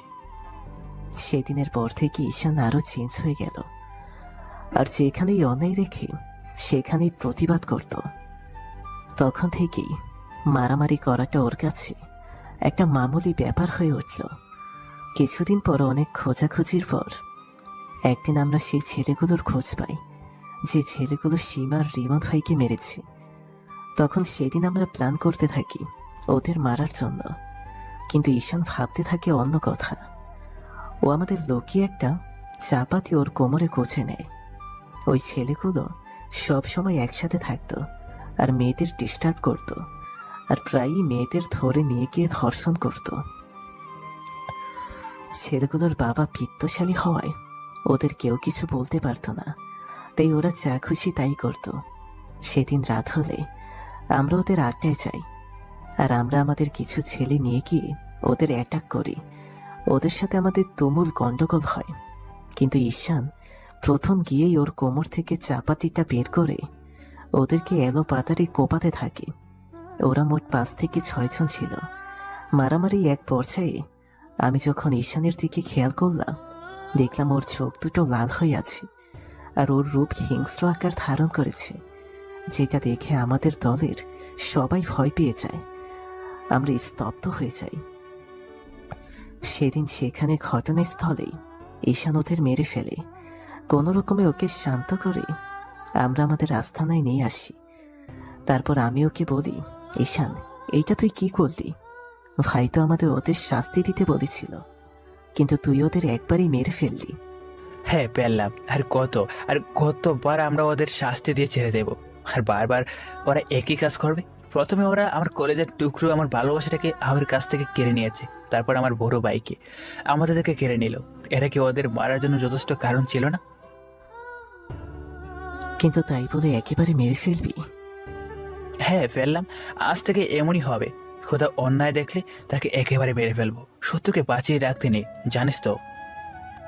সেদিন থেকে সেই কলেজের ভদ্র সভ্য ফার্স্ট বয়টা হয়ে ওঠে হিংস্র বেপরোয়া একজন মাস্তান। তারপর থেকে এলাকার সবাই ওকে ভয় পায়, কিন্তু সবাই জানে ও কারো ক্ষতি করে না, বরং মেয়েদেরকে যারা হ্যারাসমেন্ট করে তাদের বিরুদ্ধেও প্রতিবাদ করে। এর মাঝে আমি ওর বাসায় ওর মা বাবার সাথে কথা বলেছি। ওর বাবা মা ওকে বারবার বাসায় যেতে বলে, কিন্তু ও কিছুতেই বাসায় যাবে না। ওর মা তখন অনেক কান্নাকাটি করে। আমার বিষয়টা অনেক খারাপ লাগে। আমি কোনো মতে ওকে ওর বাসায় নিয়ে যাই। তারপর ঈশানের মা যেটা বলল সেটা শুনে আমি একটু অবাক হলাম, কারণ ঈশান যে এই পথে নেমে গেছে সেটা ওরা কিভাবে জেনে গেল। তখন ওর মা ঈশানের হাত মাথায় রেখে বলে, ঈশান, তুই আমার মাথায় হাত রেখে বল, তুই আর কখনো খুন খারাপি করবি না। কোনো কথা বলে না। ওর মা বারবার বলার পরও যখন কথা বলছিল না, তখন ওর মা একটা কথা বলে, যেটা শুনে ও আর মায়ের কথাটা মেনে নিতে বাধ্য হয়। ঈশান, তুই যদি আজকে আমার মাথায় হাত দিয়ে কথা না দিস যে তুই আর কখনো খুন খারাপি করবি না, তাহলে তুই আমার মরা মুখ দেখবি। ঈশান তখনই ওর মায়ের মাথা থেকে হাতটা সরিয়ে নেয় আর বলে, মা, তুমি এসব কি বলছো? আর তুমি কি পাগল হয়ে গেছো? তুমি যখন জেনে গেছো যে আমি কয়েকজনকে মেরে ফেলছি, তাহলে এটাও হয়তো জেনেছো কার জন্য মেরেছি। মা, তুমি জানো ওরা আমার শিবাকে আমার কাছ থেকে কেড়ে নিয়েছে, এমনকি রিমন বাইকেও বাঁচতে দেয়নি। এরপরে তুমি আমাকে চুপ করে থাকতে বলবে? হ্যাঁ, বলবো। সীমার স্মৃতি আগলে ধরে আর কতদিন এভাবে বাঁচবি? তোর তো একটা ভবিষ্যৎ আছে, তা চিন্তা না করে দিন দিন এভাবে অমানুষে পরিণত হচ্ছিস। ঈশান কোনো কথা বলে না দেখি তখন ওর মা আবার বলে, কি রে, কি হলো? কথা দে, আর কখনো খুন খারাপি করবি না। আচ্ছা ঠিক আছে, আমি কোন খারাপি করা ছেড়ে দেব, কিন্তু একটা কথা মনে রেখো, যারা মেয়েদেরকে উত্ত্যক্ত করবে তাদের কিন্তু আমি ছেড়ে কথা বলবো না। আর প্লিজ একটা কথা মা, আমাকে ওই শোটা ছাড়তে বলো না। বাকিটা যেমন আমি সীমার স্মৃতিগুরু আঁকড়ে ধরে বাঁচতে চাই। ওই শোটাতে থাকলে আমার কাছে মনে হয় সীমা সবসময় আমার সাথে আছে। তাই প্লিজ আমাকে ওই শোটা যেতে বারণ করো না। কথাগুলো বলেই ঈশান সেদিন বাসা থেকে বেরিয়ে যায়। ওর বাবা মা পেছন থেকে ওকে অনেকবার ডাকে, কিন্তু ও ফিরেও তাকায়নি সেদিন। আমিও ওর পেছন পেছন বেরিয়ে আসি। এরপর দীর্ঘ 2.5 বছর যাবৎ আর কোনোদিন ঈশান বাসায় যায়নি। ওর মা অনেক কান্নাকাটি করে, আমাকে বলেছে ওকে নিয়ে যেতে, কিন্তু আমি ওকে আর বাসায় নিয়ে যেতে পারিনি। ওকে যদি জিজ্ঞেস করতাম যে এই শহরে থেকে কি হবে, তুই এই শহরটা ছেড়ে চলে যা অন্য কোথাও, তখন ও বলতো, এই শহরে আমার সীমার স্মৃতি আছে। যখন আমি এখানে সীমার সাথে কাটানো দিনগুলোর কথা মনে করি, তখন মনে হয় সীমা সবসময় আমার আশেপাশে আছে। আর ও আমাকে বলছে, ঈশান, তুমি আমাকে ছেড়ে কোথাও যেও না। তাই প্লিজ দোস্ত, আমাকে এখান থেকে কোথাও চলে যেতে বলিস না। আমি সীমার স্মৃতিগুলো নিয়ে বাকি জীবনটা কাটিয়ে দিতে চাই। তুই কেন বুঝতে চাইছিস না? তোর সীমা আর নেই, মরে গেছে, আর কখনো ফিরে আসবে না। কেন শুধু শুধু নিজের জীবনটাকে বরবাদ করছিস? তখন ঈশান রাগি চোখে আমার দিকে তাকায় আর বলে, চুপ, একদম চুপ, কোনো কথা নয়। হ্যাঁ, সীমার বেঁচে নেই, কিন্তু আমার ভালোবাসাটা ওর জন্য সে আগের মতোই রয়ে গেছে। এই ভালোবাসাটা কখনো ফুরাবে না। তোর যদি ইচ্ছা না হয় তাহলে তুই আমার সাথে থাকিস না, চলে যা। আমি তোকে তো আটকে রাখিনি। আর এইভাবেই একটা ছেলে এলাকার টপ মাস্তান, বেপরোয়া হিংস্র হয়ে ওঠে। আস্তে আস্তে ওর পড়ালেখাটা একটা পর্যায়ে নষ্ট হয়ে যায়। আর সেদিনের সেই ক্লাসের ফার্স্ট বয়টা আজকে লাস্ট বয় হয়ে ওঠে। আমি ওর সাথে সাথে পড়াশোনাগুলো ছেড়ে দেই আর সব সময় একসাথে থাকি। আর আমরা দীর্ঘ 3 বছর যাবৎ আমরা একই ক্লাসে পড়ি।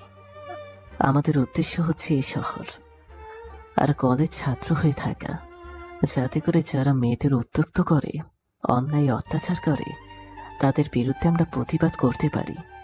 এরপর যদি তোমার মনে হয় যে আমার বন্ধু খারাপ, বাজে, একজন মাস্তান, তাহলে ও খারাপ। এখন তুমি ওকে যেটা ভাবতে পারো, তাতে ওর বা আমার কিছু যায় আসে না।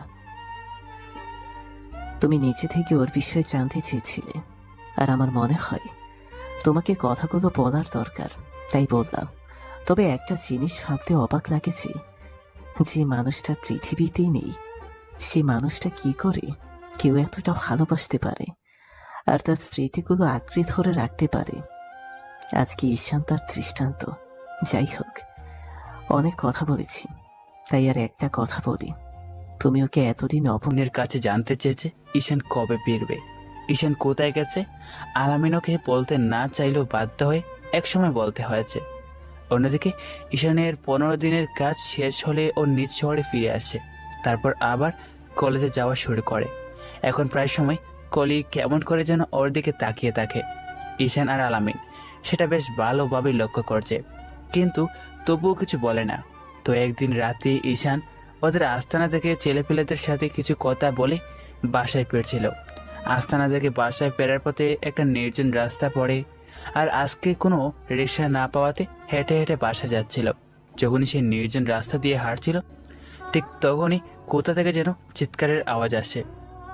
বাঁচাও, বাঁচাও, কে আছো? প্লিজ আমাকে বাঁচাও। চিৎকারের শব্দে আর কথাগুলো শুনে ঈশানের আর বুঝতে বাকি রইল না কতগুলো পশু একটা মেয়ের সর্বনাশ করতে যাচ্ছে। তখন ও রাস্তা থেকে নেমে একটু জঙ্গলের ভিতরের দিকে যায়। তখন আওয়াজটা আরো গাঢ় হতে থাকে। একটু দূরে যেতেই ও শুনতে পায়, প্লিজ আপনারা আমার এত বড় সর্বনাশ করবেন না, আমাকে ছেড়ে দিন, যেতে দিন আমাকে। ঈশান তখন দৌড়ে সেখানে যায় আর গিয়ে যাকে দেখে তাকে দেখার জন্য মোটেও প্রস্তুত ছিল না। ঈশান থেকে 5-6 জন ছেলে কলিকে জোর করে ওর শরীরে হাত দিচ্ছে আর দর্শন করার চেষ্টা করছে। এমনিতেই ও মেয়েদের গায়ে হাত দেওয়া সহ্য করতে পারে না, তার উপর কলির সাথে এমন কিছু হচ্ছে দেখে ঈশানের কেন জানে রক্ত মাথা উড়ে যায়। তখন ও ছেলেগুলোকে এলু পাতারি মারতে শুরু করে। অন্যদিকে একটা ছেলে একটা লাঠি নিয়ে এসে যখন ঈশানকে আঘাত করতে যাবে, তখন ঈশান লাঠিটা ধরে ফেলে আর ওই ছেলের হাত থেকে লাঠিটা নিয়ে ওদেরকে বেদরূপভাবে মারতে থাকে। মারতে মারতে এক পর্যায়ে যখন ওরা আধমরা হয়ে যায়, তখন কলি ওকে থামানোর চেষ্টা করে, কিন্তু ঈশান কিছুতেই থামছে না। কলি যখন ওকে থামাতে পারছিল না, তখন হঠাৎ করে কলি ওকে পিছন থেকে জড়িয়ে ধরে। ঘটনার আকস্মিকতায় ঈশান সেখানেই পাথরের মূর্তির মতো দাঁড়িয়ে যায় আর ওর সাথে কি হচ্ছে সেটা বোঝার চেষ্টা করে। হঠাৎ করেই ঈশানের গোড় কাটে আর ও এক ঝাটকায় কলিকে নিজের থেকে সরিয়ে নেয়। তারপর ছেলেগুলিকে উদ্দেশ্য করে বলে, কুত্তার বাচ্চা, আমি যে শহরে থাকি সেই শহরে তোরা এইসব কাজ করতে চাস? এরপর যদি তোদের আর এই শহরে দেখছি, সেদিনই তোদের শেষ দিন হবে। কথাটা বলে ঈশান কলিকে হাত ধরে টানতে টানতে রাস্তায় নিয়ে আসে আর রাগে গলায় বলে, আপনি এত রাতে এখানে কি করছেন? কলি কোনো কথা বলে না। তা দেখে ঈশান ওকে দমকে সুরে বলে, কি হলো, কথা বলছে না কেন? আপনি জানেন এই শহরটা কত বাজে, এই শহরের মানুষগুলো কত হিংস্র, নাকি সব জায়গায় নিজের বাবার পাওয়ার কাটাতে চান? আসলে কলিকে ওর বাবার কথা বলার কারণ হলো কলি এই শহরের একজন বিজনেসম্যানের মেয়ে, সেটা ঈশান জানে, তাই এই কথা বলল। কলি তবুও কোনো কথা বলছে না। তাই দেখে ঈশান বলে, ও বুঝেছি, আপনি ভয় পাবেন না, আমি ওদের মতো না, মেয়েদের কীভাবে সম্মান করতে হয় সেটা জানি। আর আপনি আমাকে যখনই দেখছেন, যেখানে দেখছেন, হয়তো তখন আমি মারপিট করছি, আর না হয় আমাকে সিগারেট খেতে দেখছেন, আর এগুলো দেখে আপনি আমাকে গুন্ডা, মাস্তান, লম্পট এগুলো ভেবেছেন। তাতে আমার কিছু যায় আসে না। আপনি আমাকে যেমনটা বাবার ভাবতে পারেন, সেটা আপনার ব্যাপার। কিন্তু আজকে যদি আমি সময় মতো না আসতাম, তাহলে আপনার কি হতো বলেন তো? তাই এরপর থেকে রাতে একার কোথাও বের হবেন না। কলি কোনো কথা বলছে না দেখে ঈশান বলল, ও বুঝেছি, আপনার আমার সাথে যেতে অসুবিধা হচ্ছে, তাই তো? সমস্যা নেই, আর যেতে হবে না। তারপর ঈশান আর না হেঁটে দাঁড়িয়ে যায়। কিছুক্ষণ পর একটা সিএনজি দেখতে পায়, তখন ও সিএনজিটাকে দাঁড় করায়। ঈশান কলিকে উঠতে বলে। কলি এবারে কোনো কথা না বলে সিএনজিতে উঠে বসে। তারপর ঈশান সিএনজিওয়ালাকে বলে, মামা, হে আপু যেখানে যেতেছে ওকে সেখানে নামিয়ে দেন। আর পকেট থেকে ওয়ালেটটা বের করে সিএনজি ভাড়া দিয়ে দেয়। সিএনজিটা চলে যায়। ঈশান তারপর হাঁটতে হাঁটতে বাসায় পৌঁছে যায়। দেখতে দেখতে বেশ কিছুদিন চলে যায়, আর কলি এখন প্রায় ঈশানকে নিয়ে ভাবে, আর কেন ওকে নিয়ে ভাবে সেটা নিজেও জানে না। দেখতে দেখতে আরও 1 মাস কেটে যায়। এর মাঝে ঈশানের আবারও অন্য একটা শহরে ডাক পড়ে 15 দিনের জন্য। তো সেদিন আলামিনকে আগের বারের মতো রিয়াকে দেখাশোনা করতে বলে। সে শহরের উদ্দেশ্যে রওনা দেয়। দেখতে দেখতে 5 দিন কেটে যায়। দিন যত যাচ্ছে কলি ঈশানের কথা ততই ভাবছে, আর ভাবতে ভাবতে ও ঈশানকে কখন যে ভালোবেসে ফেলছে সেটা ও নিজেও জানে না। একদিন যাকে গুন্ডা, মাস্তান বলেছে, ঘৃণা করেছে, অপমান করেছে, এখন কলি থেকে নিজের থেকেও বেশি ভালোবাসে। প্রায় সময় করে নিজের বিছানায় শুয়ে শুয়ে ঈশানের কথা ভাবে আর নিজে নিজেই হাসে। অন্যদিকে ঈশান যে শহরটাতে গিয়েছে সেখানে 15 দিন থাকার কথা থাকলেও সমস্যার সমাধান করতে সেখানে মোট 20 দিন থাকতে হয়। আর এদিকে কলি ঈশানকে না দেখতে পেয়ে প্রায় পাগল হয়ে গেছে। খাওয়া দাওয়া তো প্রায় পা দিয়ে দিয়েছে। কলি যখনই কলেজে যায় সবসময় আলামিনের পিছনে লেগে থাকে আর ঈশানের কথা জিজ্ঞাসা করে। আলামিন কলির এমন আচরণ দেখে বিষয়টা বুঝতে পারে, তাই ঈশানের ব্যাপারে কিছু বলতে চায় না। দেখতে দেখতে ঈশানের কাজ শেষ হয়ে যায় আর ঈশান বাসায় ফেরার দিন চলে আসে। ঈশান বাসায় ফিরে 2-3 দিন বাসা থেকে রেস্ট নিয়ে তারপর কলেজে যাবে বলে ঠিক করে। আর কলে ঈশানকে না দেখতে পেয়ে পুরো উন্মাদ হয়ে গেছে। কী থেকে কি করে ও সেটা নিজেও জানে না। পরদিন সকালে ঈশান রিয়াকে স্কুলে নামিয়ে দিয়ে রিক্সা নিয়ে কলেজে যায়। আর যতদিন পর্যন্ত ঈশান কলেজে আসেনি প্রত্যেক দিন কলে ঈশানের জন্য কলেজের গেটের দিকে তাকিয়ে থাকতো। আজকে যখন ঈশান কলেজের গেট দিয়ে ভেতরে ঢুকে যখনই কলেজের মাঠে আসে তখনই ঈশানের দলের কিছু ছেলেপেলে ওকে দেখে এগিয়ে আসে আর কথা বলতে থাকে। আর ঠিক তখনই কোথা থেকে যেন কলে দৌড়ে এসে ঈশানকে শক্ত করে জড়িয়ে ধরে। ঘটনার আকস্মিকতায় ঈশান একটু চমকে যায়। কলে ঈশানকে জড়িয়ে ধরে কান্না করতে থাকে আর বলে, তুমি এতদিন কোথায় ছিলে? তুমি জানো আমার কত কষ্ট হয়েছে তোমাকে ছাড়া এতদিন থাকতে? বলো না, তুমি কোথায় ছিলে এতদিন? কি হলো? তুমি কথা বলছো না কেন ঈশান? কথাগুলো বলে কলি ফুফিয়ে ফুফিয়ে কান্না করতে থাকে। আর ঈশান ভাবতে থাকে কি হচ্ছে এসব ওর সাথে। ঈশান খেয়াল করে দেখে ওর দলের ছেলেগুলো ওর দিকে কীভাবে যেন তাকিয়ে আছে। তখন ঈশান ইশারায় ওদের চলে যেতে বলে। ওরা চলে গেলে ঈশান কলির মাথায় হাত রাখে আর বলে, আপনি শান্ত হন। তারপর আস্তে আস্তে কলিকে নিজের দিকে ছাড়িয়ে যখনই ওর মুখের দিকে তাকে তখন ঈশান যেন আকাশ থেকে পড়ে। কারণ যে মেয়ে নাকি কেউ ওকে অপমান করতে কোনো ছাড়েনি, যখন যেভাবে সেখানে দেখেছে অপমান করেছে, আর আজকে নাকি সেই মেয়ে ঈশানকে জড়িয়ে ধরেছে। ব্যাপারটা ঈশানের হজম হচ্ছিল না। তখনই কলি আবার ঈশানকে জড়িয়ে ধরে আর কান্না করে আর বারবার বলছিল, তুমি কোথায় গিয়েছিলে? তখনই ঈশান একটু রাগে গলায় বলে, এসব কি হচ্ছে? এটা কলেজ ক্যাম্পাস, সবাই দেখছে, আর আপনি আমাকে জড়িয়ে ধরছেন কেন? তখন কলি বলতে লাগলো, ঈশান, আমি তোমাকে ভালোবেসে ফেলেছি। তোমার এই কয়েকটা দিনের অনুপস্থিতি আমাকে বুঝিয়ে দিয়েছে আমি তোমাকে কতটা ভালোবাসি। তোমাকে ছাড়া আমি থাকতে পারবো না। প্লিজ তুমি আমাকে ফিরিয়ে দিও না। আর আমি তোমার সাথে আগে যা করেছি সব অন্যায় করেছি, কারণ আমি জানতাম না তুমি কিসের জন্য এমন হয়েছো। প্লিজ তুমি আমাকে মাফ করে দাও আর আমাকে একটু ভালোবেসে দেখো, আমি তোমার সব কষ্ট ভুলিয়ে দিব। ঈশানের কলির কথা শুনে মনে পড়ে ওর করা অপমানগুলোর কথা। তাই ঈশান ভাবে কলিও তো ওর সাথে মজা করছে, কিংবা ওকে অপমান করার জন্য ওর এটা একটা নতুন কোনো চাল। তাই ঈশান বলে, ভালোবাসেন কাকে? আমাকে? তো আবার আপনি? হাসালেন ম্যাডাম, হাসালেন। একটা গুন্ডা মাস্তান লম্পট ছেলেকে কেউ কখনো ভালোবাসতে পারে না, তাহলে আপনি আমাকে ভালোবাসলেন কি করে? এটা তো আপনার নিশ্চয়ই কোনো নতুন নাটক, আমাকে আবারও অপমান করার। আর না হয় আপনি মজা করছেন না। দেখুন, আমি আর 10 জনের মতো মজা করা পছন্দ করি না। আপনি যদি আমাকে অপমান করতে হয়, আপনি সবার সামনে আমাকে 100বার অপমান করেন, আমি কিছু মনে করবো না আর কিছু বলবো না, কিন্তু এমন মজা করবেন না প্লিজ, বন্ধ করুন এসব। কলি ঈশানের কথা শুনে আরও জোরে জোরে কান্না করে দেয়। কলি ভাবতেও পারেনি ঈশান এমন কিছু বলবে। কলি জানতো ঈশান ওর উপর রাগ করে আছে, কিন্তু এতটা রাগ করে আছে সেটা কখনো ভাবতে পারেনি। কলি এবার ফুফিয়ে ফুফিয়ে কান্না করতে থাকে আর বলে, ঈশান, আমি তোমাকে সত্যি খুব ভালোবাসি।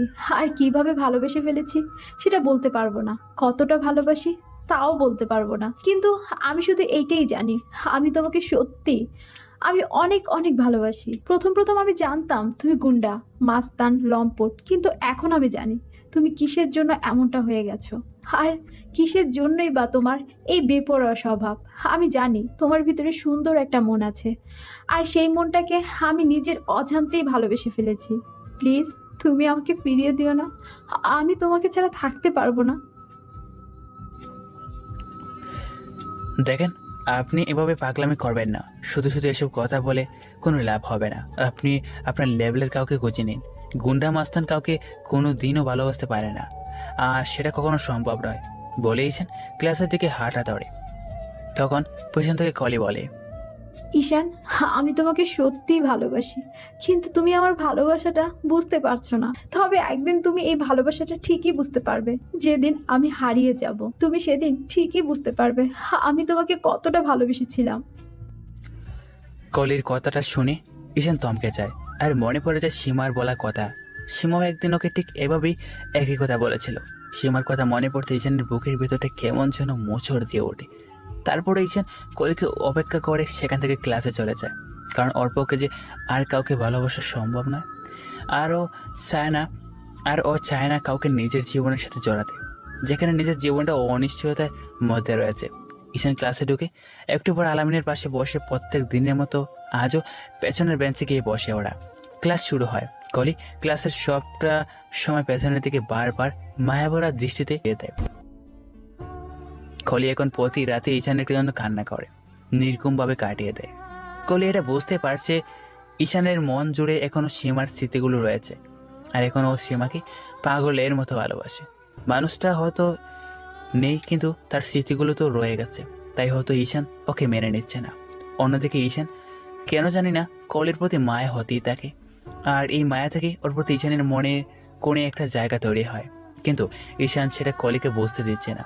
আর ঈশান আলামিনকে জিজ্ঞেস করে বিষয়টা জেনে নিয়েছে যে আলামিন ওকে সব কিছু বলে দিয়েছে। তখন ঈশান আলামিনের উপর একটু রাগ করলেও পরে ভাবে এটা ওকে বলা দরকার ছিল, না হলে ও সারা জীবন আমাকে গুন্ডা মাস্তান ভেবে যেত। তো কলি একদিন ওর বান্ধবীদের সাথে ঈশানের বিষয়টা শেয়ার করে, যদি ওর বান্ধবীগুলো এই ব্যাপারে জানে। কিন্তু ঈশান কীভাবে কলি ওর প্রতি ইমপ্রেস করবে সেটা বুঝতে পারছিল না। কলির এক বান্ধবী ওকে বলে ক্লাসের সবার সামনে ঈশানকে প্রপোজ করতে। সবার সামনে প্রপোজ করলে হয়তো ঈশান ওর কথায় আর না রাজি হয়ে পারবে না, ওকে মেনে নেবে। বান্ধবীদের কথা মতো কলি প্রস্তুতি নিতে থাকে ঈশানকে প্রপোজ করার জন্য। সামনে 14ই ফেব্রুয়ারি, অর্থাৎ ভালোবাসার দিবসের দিন ওকে প্রপোজ করবে বলে ঠিক করে। দেখতে দেখতে 14 ফেব্রুয়ারি দিন চলে আসে। কলি আজকে ঈশানকে প্রপোজ করবে বলে ঈশানের কী কালার পছন্দ, কী অপছন্দ, ওর কী ফুল ওর ভালোবাসে সব আলামিনের কাছ থেকে জেনে নিয়েছে। আলামিন প্রথমে বলতে না চাইলেও কলি কান্নাকাটি দেখে বলতে বাধ্য হয়েছে। আলামিন বেশ বুঝতে পারছে কলি ঈশানকে অনেকটাই ভালোবাসে, আর আলামিনও চাইছে ওর বন্ধুরা যাতে বাকি জীবনটা কাউকে জীবন সাথী করে তার সাথে কাটিয়ে দিতে পারে, আর ওর জন্য একটা ভালোবাসার জায়গা থেকে যেখানে ও সুখ দুঃখের সব কথা বলতে পারবে। হ্যাঁ, এটা ঠিক যে ও সীমার মতো আর কাউকে ভালোবাসতে পারবে না, কিন্তু জীবনে পথ চলতে গেলে তো একজন জীবনসাথী দরকার। আলামিন সে কথাগুলো ভেবে কলিকে সব বুঝিয়ে দেয়। কলি আলামিনের কথা মতো ঈশানের পছন্দের কালো একটি শাড়ি পরে, হাতে ম্যাচিং করা চুড়ি, কপালে ছোটো একটা কালো টিপ, ঠোঁটে হালকা গোলাপি লিপস্টিক, সব মিলিয়ে একটা পরীর মতো লাগছে কলিকে। কলি সেজে গুছিয়ে তারপর কলেজে যায়। ঈশানের আজকে একটু আসতে লেট হয়। কলি ওর জন্য অপেক্ষা করতে থাকে। ক্লাসের সবাই চলে এসেছে। আলামিন স্যারকে একটু দেরি করে আসতে বলে, আর স্যারের কী জন্য দেরি করে আসতে হবে সেটা জানতে চায়। তখন ঈশানের কথা বললে স্যার দেরি করে আসবে বলে। এর মাঝে ঈশান ক্লাসের রুমে ঢুকে আর থেকে ক্লাসটা অন্ধকার। ও ক্লাসে ঢুকতেই ক্লাসের লাইটগুলো জ্বলে ওঠে, আর ওর উপর ফুলগুলো পড়তে থাকে। একটু দূরে কলি দাঁড়িয়ে আছে। ঈশান একটু এগোতেই কলি ওর কাছে গিয়ে এগিয়ে আসে আর ওর সামনে হাঁটু কেটে বসে। জানি না আমি তোমাকে কতটা ভালোবাসি, জানি না আমি তোমাকে কিভাবে ভালোবেসে ফেলেছি, জানি না তুমি কিভাবে আমার এই মনে জায়গা করে নিয়েছো। শুধু জানি তুমি আমার, আমি তোমাকে ভালোবাসি। তুমি আমার নিঃশ্বাসে প্রশ্বাসে মিশে আছো। তোমাকে একদিন না দেখলে আমার নিঃশ্বাস নেওয়া অনেক কষ্ট হয়ে যায়। কিভাবে তোমাকে বললে তুমি বুঝতে পারবে আমি তোমাকে কতটা ভালোবাসি তাও জানি না, তবুও বলছি, দেবে কি তুমি আমাকে তোমার হাতটা ধরার একটা বার সুযোগ? বাসবে কি আমাকে একটু ভালো? দিবে কি বাকিটা জীবন পথ চলার মতো সুযোগ তোমার হাতটা ধরে? হ্যাঁ, একটা সুযোগ দাও ঈশান আমাকে, তোমাকে ভালোবাসার। আজকে ক্লাসের সবার সামনে বলছি, আমি তোমাকে সত্যি ভালোবাসি, সত্যি অনেক অনেক ভালোবাসি। I love you, I really love you. কথাগুলো বলি কলি ওর হাতে থাকা গোলাপের তোড়া ঈশানের দিকে এগিয়ে দেয়। ঈশান তখন অবাক হয়ে কলির কথাগুলো শুনছিল। কলির এমনভাবে প্রপোজ করা থেকে ওর মনে পড়ে যায় সীমার কথা। সীমাও একদিন ওকে এইভাবে প্রপোজ করেছিল, কিন্তু ওর প্রপোজটা অ্যাকসেপ্ট করেনি। ঈশান শুধু ভাবছে এই মেয়েটার মধ্যে কি আছে, একদম সীমার মতো হুবহু। দেখতে আলাদা হলো কলির স্বভাব, অভ্যাস, আচার আচরণ, ব্যবহার সবকিছু ওর মতো। আসলে কলি আলামিনের কাছ থেকে এসব কিছু জেনে নিয়েছিল, তাই ওকে ঠিক সীমার মতো প্রপোজ করেছে। হঠাৎ করে ঈশানের গোড় কেটে তখন ঈশান থেকে ওর সামনে কলি হাঁটু গেড়ে বসে আছে আর ফুলগুলো নিতে বলছে। ক্লাসের সবাই ঈশানকে ফুলগুলো নিতে বলে, কিন্তু ঈশান সীমার কথা মনে পড়াতে সেখান থেকে তৎক্ষণাৎ বেরিয়ে যায়। ঈশান বেরিয়ে যাওয়ার সাথে সাথে কলি কান্না ভেঙে পড়ে আর সেখানে নিচে বসে পড়ে। তখন আলামিন ওর কাছে আসে আর পড়ে। কলি বোন, তুমি আমাকে মাফ করো। আমি মনে করেছিলাম এই একটা মাসে তুমি ঈশানের মনে একটু হলেও জায়গা করে নিতে পেরেছ, কিন্তু আমার ধারণাটা ভুল ছিল। যার মনটাই মরে গেছে তার মনে নতুন করে আর কিভাবে ভালোবাসার ফুল ফুটবে? আমারই ভুল হয়েছে। আমি যদি ওর জীবনের গল্পটা তোমাকে না বলতাম তাহলে হয়তো তুমি ওকে কখনো ভালোবাসতে না। ওকে সারা জীবন একটা খারাপ মানুষ হিসেবেই জানতে। সেটাই ওর জন্য ভালো ছিল। ওঠো বোন, তুমি কান্না করো না। তোমার এই কান্নার মূল্য ও তোমাকে দিবে না। সবাই দেখছে, তুমি বাসায় চলে যাও। কলি আলামিনের কথা মতো সেখান থেকে উঠে দৌড়ে কলেজের বাইরে চলে আসে আর বাসায় চলে যায়। অন্যদিকে ঈশান মন খারাপ থাকলেও প্রায় সেখানে যায়। কলেজ থেকে বেরিয়ে আজকেও সেখানে চলে যায়। আর জায়গাটা হলো নদীর পাড়, খুব শান্ত নিরিবিলি। এখানে তেমন কেউ আসে না। ঈশানের প্রায় এখানে আসে যখন ও সীমার কথা খুব বেশি মনে পড়ে তখন। আর আজকে সীমার কথা মনে পড়াতে কিন্তু এখানে আসেনি। কলির এমন কথা বলে এসেছে। ঈশান ভাবছে একটা মেয়েকে কি বারবার এভাবে ফিরিয়ে দেওয়া ঠিক হচ্ছে, নাকি ওকে সব বুঝিয়ে বলা উচিত। আবার ভাবছে না, আমি ঠিকই করছি, সীমার জায়গায় আমি অন্য কাউকে দিতে পারবো না। এসব নিয়ে নানান কথা ভাবছে ঈশান। অন্যদিকে কলি দৌড়ে বাসায় চলে যায় আর রুমের দরজা আটকে দিয়ে কান্না করতে থাকে। ওর মা দরজাটা সামনে এসে দরজার অনেকবার ওকে ডাকে, কিন্তু ও কোনো রেসপন্স করে না। তারপর হতাশ হয়ে ওর মা ফিরে যায়। কলি নিজে নিজে বলতে থাকে, ঈশান, আমি কি এতটাই খারাপ, এতটাই দেখতে বাজে যে আমাকে একটুও ভালোবাসা যায় না? হ্যাঁ, মানলাম তুমি এখনো সীমাকে ভালোবাসো, কিন্তু আমি তো তোমার সীমার জায়গাটা আমাকে দিতে বলিনি, সীমার মতো করে আমাকে ভালোবাসতে বলিনি। শুধু বলেছিলাম তুমি আমাকে একটু ভালোবাসা দিও। আমি তোমাকে আমার সবটুকু উজাড় করে দিয়ে তোমাকে ভালোবেসে তোমার সব কষ্টগুলো ভুলিয়ে দিতে চেয়েছিলাম। তুমি আমাকে বুঝলে না আর বোঝার চেষ্টাও করলে না। আমার ভালোবাসাটাকে তুমি শুধু অবহেলাই করে গেলে। যেদিন আমি থাকবো না সেদিন বুঝতে পারবে এই কলি তোমাকে কতটা ভালোবেসেছিল। কলি কথাগুলো বলছে আর কান্না করছে। এদিকে আলামিন ঈশানকে খুঁজতে খুঁজতে নদীর পাড়ে চলে আসে। দেখে ঈশান একলা একটা জায়গায় বসে আছে। তখন ও গিয়ে ঈশানের পাশে বসে, কিন্তু ঈশানের সেদিকে কোনো খেয়ালই নেই। এখন ও নদীর দিকে তাকিয়ে আছে। আর কখন যে ওর চোখ দিয়ে নোনা পানিগুলো গড়িয়ে পড়তে শুরু করছে সেটাও বুঝতেই পারেনি। হঠাৎই আলামিন ঈশানের চোখে পানি দেখে অবাক হয়, কারণ রিমন ভাই মারা গেছে প্রায় 2.5 বছর। আর এই 2.5 বছরও কখনো ঈশানকে কাঁদতে দেখেনি। প্রথমবার কাঁদতে দেখেছিল যখন সীমার কবরের কাছে গিয়েছিল।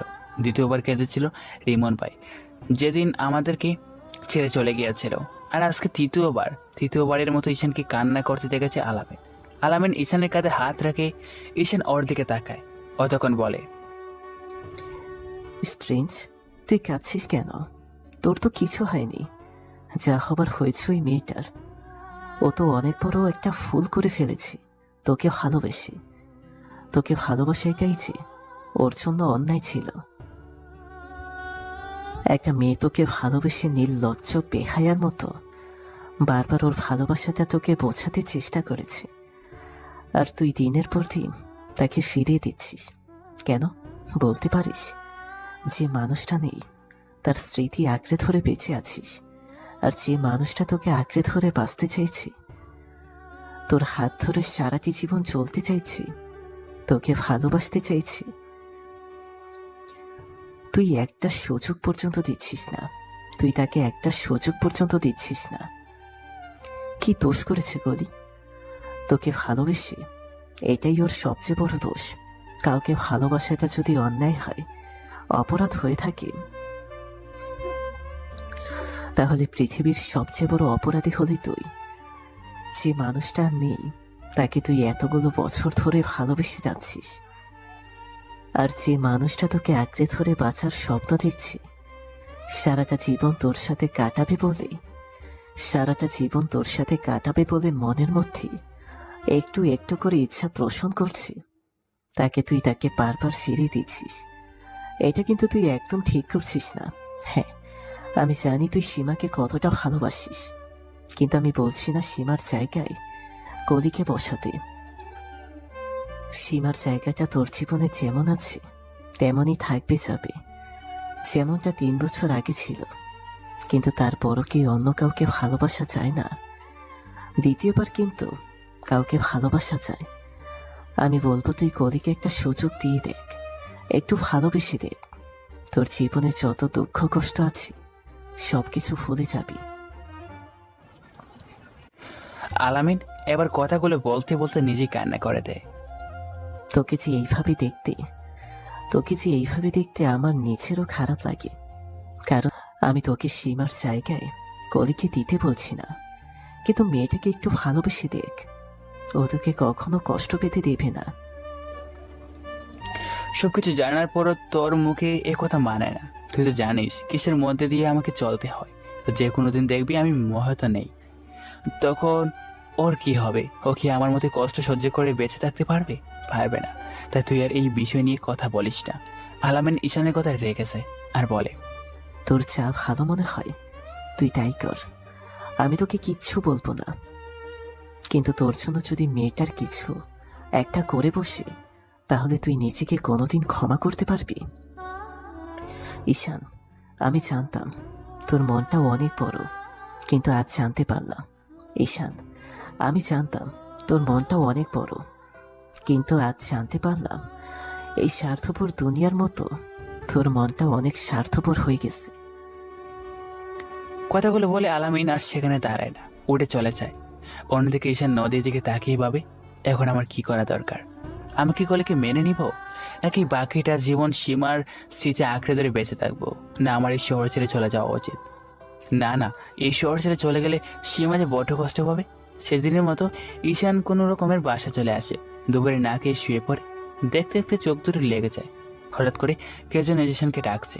ঈশান, এই ঈশান। ঘুম ঘুম চোখে ঈশান সামনের দিকে ছেড়ে দেখে সাদা একটা শাড়ি পরে সীমা দাঁড়িয়ে আছে আর ওকে ডাকছে। সীমা, তুমি? হ্যাঁ আমি। তুমি কি ভাবছো আমি মরে গিয়ে ভালো আছি? না, আমি ভালো নেই। তোমাকে এভাবে কষ্ট পেতে দেখে আমার যে বড্ড কষ্ট হয় কলিজা। তুমি কলিকে মেনে নাও, ওকে একটু ভালোবেসে দেখো, দেখবে ও তোমাকে ভালোবাসা দিয়ে সব কষ্ট ভুলিয়ে দেবে। প্লিজ তুমি ওকে মেনে নাও। সীমা, তুমি এসব কি বলছো? এটা কখনো সম্ভব নয়। আমি তোমার জায়গাটা কাউকে দিতে পারবো না। ঈশান দেখো, আমি তোমাকে আমার জায়গাটা ওকে দিতে বলছি না। আমার জায়গাটা তোমার বুকের এক পাশে রেখে বুকের অন্য পাশটায় তুমি কলিকে একটু জায়গা দাও। মেয়েটা যে তোমাকে বড্ড বেশি ভালোবাসে। আমি তোমাকে এভাবে দেখে শান্তিতে থাকতে পারছি না। আমার যে অনেক কষ্ট হয় তোমার এমন কষ্টে থাকতে দেখে। তুমি প্লিজ কলিকে মেনে নাও। তুমি যদি কলিকে না মেনে নাও তাহলে আমি কিন্তু অনেক কষ্ট পাবো। আর আমি জানি আমি কষ্ট পাই এমন কাজ তুমি কখনোই করবে না। কলিকে মেনে নিলে তুমি খুশি হবে? হ্যাঁ হবে, কিন্তু একটা কথা, ওকে মেনে নিলেই হবে না, ওকে ভালোবাসতে হবে। ঠিক আমার মতো করে ভালোবাসতে না পারলেও ওকে ভালোবাসতে হবে। সেটা যদি না পারো তাহলে কিন্তু আমি অনেক কষ্ট পাবো। সীমা কথাগুলো বলে কোথায় যেন মিলিয়ে যায়। ঈশান সীমাকে ডাকতে থাকে, তবু সীমা শুনছে না। সীমা, এই সীমা, কোথায় গেলে তুমি? তারপর সীমা বলে। ঈশান জোরে জোরে চিৎকার দিয়ে উঠে বসে। কি ভাবছেন আপনারা? এটা স্বপ্ন ছিল? হ্যাঁ, এতক্ষণ ঈশান স্বপ্ন দেখছিল। ঠিক তখনই বাইরে থেকে রিয়া দৌড়ে আসে ওর কাছে আর এসে বলে, ভাইয়া, এই ভাইয়া, তোর কি হয়েছে? ঈশান রীতিমতো গেমে নিয়ে একাকার হয়ে গেছে আর হাঁপাচ্ছে। তখন রিয়া ওকে পানির গ্লাসটা এগিয়ে দিয়ে বলে, ভাইয়া, এই নাও, ধরো, পানি খাও। রিয়ার হাত থেকে ঈশান পানির গ্লাসটা নিয়ে ঢক ঢক করে পানিটুকু খেয়ে নেয়। ভাইয়া, তুমি এভাবে চিৎকার দিয়ে উঠলে কেন? কি হয়েছে আমাকে বলো। না তো আপু, কিছু হয়নি আমার। ভাইয়া, তুমি কিন্তু আমার কাছ থেকে কিছু লুকাচ্ছ। ভাইয়া, আমাকে যদি না বলো তাহলে কিন্তু আমি খুব রাগ করব। আপু, আমি না একটা খুব বাজে স্বপ্ন দেখেছি। এই জন্য বুঝে এভাবে চিৎকার করা লাগে? পরদিন সকালে ঈশান কলেজে যায়, কিন্তু কলিশি আবারও এসে ওকে প্রপোজ করে। ঈশান তখন সীমার কথাগুলো ভাবতে থাকে, কিন্তু কোথাকার একটা বাধা যেন ওর ভেতরে কাজ করছে, যে কারণে ওকে মেনে নিতে পারছে না। ঈশান সেখান থেকে চলে যেতে দিলে তখন কলি বলে, ঈশান, হ্যাঁ এখনো সীমাকে অনেক ভালোবাসো তাই না? আমি তোমাকে সীমার জায়গাটা আমাকে দিতে বলবো না, কিন্তু প্লিজ আমাকে একটু ভালোবেসে দেখো, আমি তোমাকে অনেক ভালোবাসবো। ঈশান কলির মুখে সীমার কথা শুনে সেখানে দাঁড়িয়ে যায়, আর কলির কথাগুলো শুনে সেখান থেকে দ্রুত পায়ে হেঁটে নদীর পাড়ে চলে আসে। কিছুক্ষণ স্বপ্নের কথাগুলো ভাবে, দেখতে দেখতে আরো 2-3 দিন কেটে যায়। কিন্তু সে যেদিন কলি ঈশানকে প্রপোজ করেছিল, সেদিনের পর থেকে কলিকে আর দেখতে পায়নি। কলিকে না দেখতে পেয়ে ওর ভিতর কেমন যেন একটা অস্থিরতা কাজ করছে। ঈশান বুঝতে পারে যে ও কলিকে ভালোবেসে ফেলছে। তাই ঈশান ঠিক করে কলি কলেজে আসলেই ওকে মেনে নেবে। কিন্তু 3-4 দিন চলে যায়, কলি আর কলেজে আসে না। 5ম দিনের মাথায় ঈশান কলের জন্য অপেক্ষা করতে থাকে, ভাবে আজকে কলি আসলেই ওকে বলে দেবে যে ও কলিকে ভালোবাসে আর ওকে কষ্ট দেবে না। ঈশান একটা গাছের নিচে বসে কলের জন্য অপেক্ষা করে, আর এরই মাঝে আলামিন আসে আর ওর পাশে আর খেয়াল করে। আজকে ঈশানের মুখে একটু হাসি হাসি, তা দেখেও বলে। ঈশান তখন স্বপ্নের কথাগুলো আলামিনকে খুলে বলে আর বলেছে আজকে কলিকেও মেনে নেবে। এর মধ্যে ঈশানের নম্বরে একটা অচেনা নম্বর থেকে ফোন আসে। তখন ও ফোনটা হাতে নিয়ে দেখে আননোন নাম্বার, তারপর রিসিভ করতেই অফিস থেকে বলে, বাবা, তুমি কি ঈশান? হ্যাঁ আমি ঈশান বলছি, কিন্তু আপনি কি? বাবা ঈশান, আমি কলির আম্মু। বাবা, সেদিন তুমি কলিকে ফিরিয়ে দেওয়ায় ও অনেক কান্না করতে করতে বাসায় আসে আর দরজা আটকে দেয়। আমি ওকে অনেক ডাকাডাকি করি, কিন্তু ও দরজা খোলে না। তারপর এক সময় আমি ওর ফ্রেন্ডের কাছ থেকে তোমার বিষয়ে সব জানতে পারি। তখন আমি ওকে অনেক বোঝানোর চেষ্টা করছি। ওকে বলেছিলাম যে আমি তোমার সাথে কথা বলবো, কিন্তু কিছুতেই বুঝতেই চাইছে না। আর এই 4-5 দিন ধরে ও রুমের বাইরে বের হয়নি। কিন্তু আজ সকালে যখন ওকে ডাকতে যাই, তখন ওর কোনো রেসপন্স করছিল না। তখন ওর আব্বুকে আমি সবকিছু খুলে বলি। তখন কলির আব্বু ওর রুমের দরজা ভেঙে ভেতরে ঢুকে দেখি কলি অজ্ঞান হয়ে পড়ে আছে, আর ওর হাতে একটা ঘুমের ওষুধের বোতল। বাবা, কলি তোমাকে অনেক ভালোবাসে, তুমি ওকে বারবার ফিরিয়ে দিয়েছো। আর এই কষ্ট সহ্য করতে না পেরে আমার মেয়েটা অনেকগুলো ঘুমের ওষুধ খেয়ে ফেলেছে। কলি এখন অপারেশন থিয়েটারে আছে। বাবা, আমার মেয়েটা বাঁচবে তো? কলির মা কথাগুলো কান্না করতে করতে বলো। কলির এমন অবস্থা কথা শুনে ঈশানের হাত থেকে তৎক্ষণাৎ ফোনটা পড়ে যায়, আর ওর চোখটা দিয়ে আপনি আপনি পানি পড়তে থাকে। আলামিন ওর চোখে পানি আর হাত থেকে ফোনটা পড়ে যাওয়া থেকে বলে, কি রে, তোর কি হয়েছে আর তুই কাঁদছিস কেন? ঈশানের চোখ দিয়ে অনবরত পানি পড়ছে। তখন ঈশান কাঁপা কাঁপা কণ্ঠে বলে, কলি। হ্যাঁ হ্যাঁ, কলির কি হয়েছে? কলি অনেকগুলো ঘুমের ওষুধ খেয়েছে, এখনো হসপিটালে ভর্তি আছে। সেটা তো ভালোই করেছি, তোর পথে আর কোনো কাটা থাকলো না। তুই কাঁদছিস কেন? তোর তো হাসা উচিত, খুশি হওয়ার কথা। তোকে আমি বারবার বলেছিলাম যে সময় থাকতে মেয়েটাকে মেনে নে, কিন্তু তুই আমার কথা শুনিসনি। এখন ওর এমন অবস্থা থাকে, তুই কাঁদছিস কেন? যদি মেয়েটার কিছু হয়ে যায়, তার জন্য একমাত্র দায়ী থাকবি তুই। আবার কলের কিছু হয়ে গেলে আমি বাঁচতে পারবো না বলে ঈশান কলেজ থেকে বেরিয়ে যায়। আর আলামিন গিয়ে ওর বাইকটা নিয়ে আসে। তারপর কলেজের বাইরে এসে দেখে ঈশান দৌড়াচ্ছে। তখন আলামিন ওর সামনে গিয়ে বাইকটা থামিয়ে উঠতে বলে, ঈশান উঠে বসে। তারপর ওরা হসপিটালে চলে যায়। হসপিটালে গিয়ে কলি কোন কেবিনে আছে সেটা জেনে ঈশান দৌড়ে কেবিনের সামনে যায়, আর দেখে কলির আব্বু আম্মু কান্না করছে। তখন কলির আম্মুর কাছে গিয়ে বলে, আন্টি আমার কলি কেমন আছে? আমার কলি কিছু হবে না তো? আমি তোকে অনেক ভালোবাসি, ওকে ছেড়ে বাঁচতে পারবো না। সীমার মতো ও যদি আমাকে ছেড়ে চলেছে, তাহলে আমি যে বড্ড একা হয়ে যাব। এর মাঝে আলামিন আসে। তখন ঈশান ওকে জড়িয়ে ধরে কান্না করতে করতে বলে, দোস্ত আমার কলির কিছু হয়ে গেলে আমি কাকে নিয়ে বাঁচবো? আলামিন ওকে সান্ত্বনা দিতে থাকে, কিন্তু এই কান্না যে প্রিয়জন হারাবার বয়ের কান্না, যে কোনো সান্ত্বনা ভুলবার নয়। এরই মাঝে ডক্টর আসে আর বলে, রোগীর বাড়ির লোক কে আছেন এখানে? কলির আম্মু আব্বু ডক্টরের কাছে এগিয়ে যায় আর বলে, ডক্টর, আমার মেয়ে কেমন আছে? ও ঠিক হয়ে যাবে তো? ওর কিছু হবে না তো? বলুন না ডক্টর। দেখুন, এখনই আমরা কিছু বলতে পারছি না। উনি একসঙ্গে অনেকগুলো ঘুমের ওষুধ খেয়ে ফেলছেন, সেগুলো তো আমরা ওয়াশ করে বের করে ফেলছি, কিন্তু ওনার জ্ঞান কখন ফিরবে সেটা বলতে পারবো না। বাকিটা আল্লাহর হাতে, আপনারা আল্লাহকে ডাকুন। কথাটা শুনে কলির আব্বু আম্মু একটু জোরে কান্না করে দেয়। আর ঈশান তো কলির এমন অবস্থা শোনার পর থেকেই কান্না করে যাচ্ছে। ডাক্তারের কথা শুনে ঈশানের কান্নাটা যেন আরও বেড়ে গেল। হসপিটাল যেন এক প্রকার কান্নার রোল পড়ে গেল। হসপিটালে এদিক ওদিক যে যেখানে ছিল সবাই এসে ওদের তিনজনের কান্না করে দেখছে। ঈশানের এমন কান্না করা দেখে আলামিনের চোখে পানি চলে এসেছে। আলামিন ওকে কী বলে সান্ত্বনা দেবে যে ভাষা ওর জানা নেই। ঈশান তখন বলে, আমার আমার কোলে কিছু হতে পারে না, ও আমাকে ছেড়ে যেতে পারে না বলে ঈশান কলের কেবিনে ঢুকে পড়ে। কলির মুখে অক্সিজেন মাস্ক লাগানো, মুখটা অনেক শুকিয়ে গেছে। ঈশান গিয়ে কলির পাশে বসে আর চোখ মুছতে মুছতে বলতে থাকে, এই কলিজা, আমার উঠো না প্লিজ, কথা বলো। দেখো দেখো আমি এসেছি, দেখো আমি তোমার ঈশান, তোমার কাছে এসেছি, প্লিজ কথা বলো।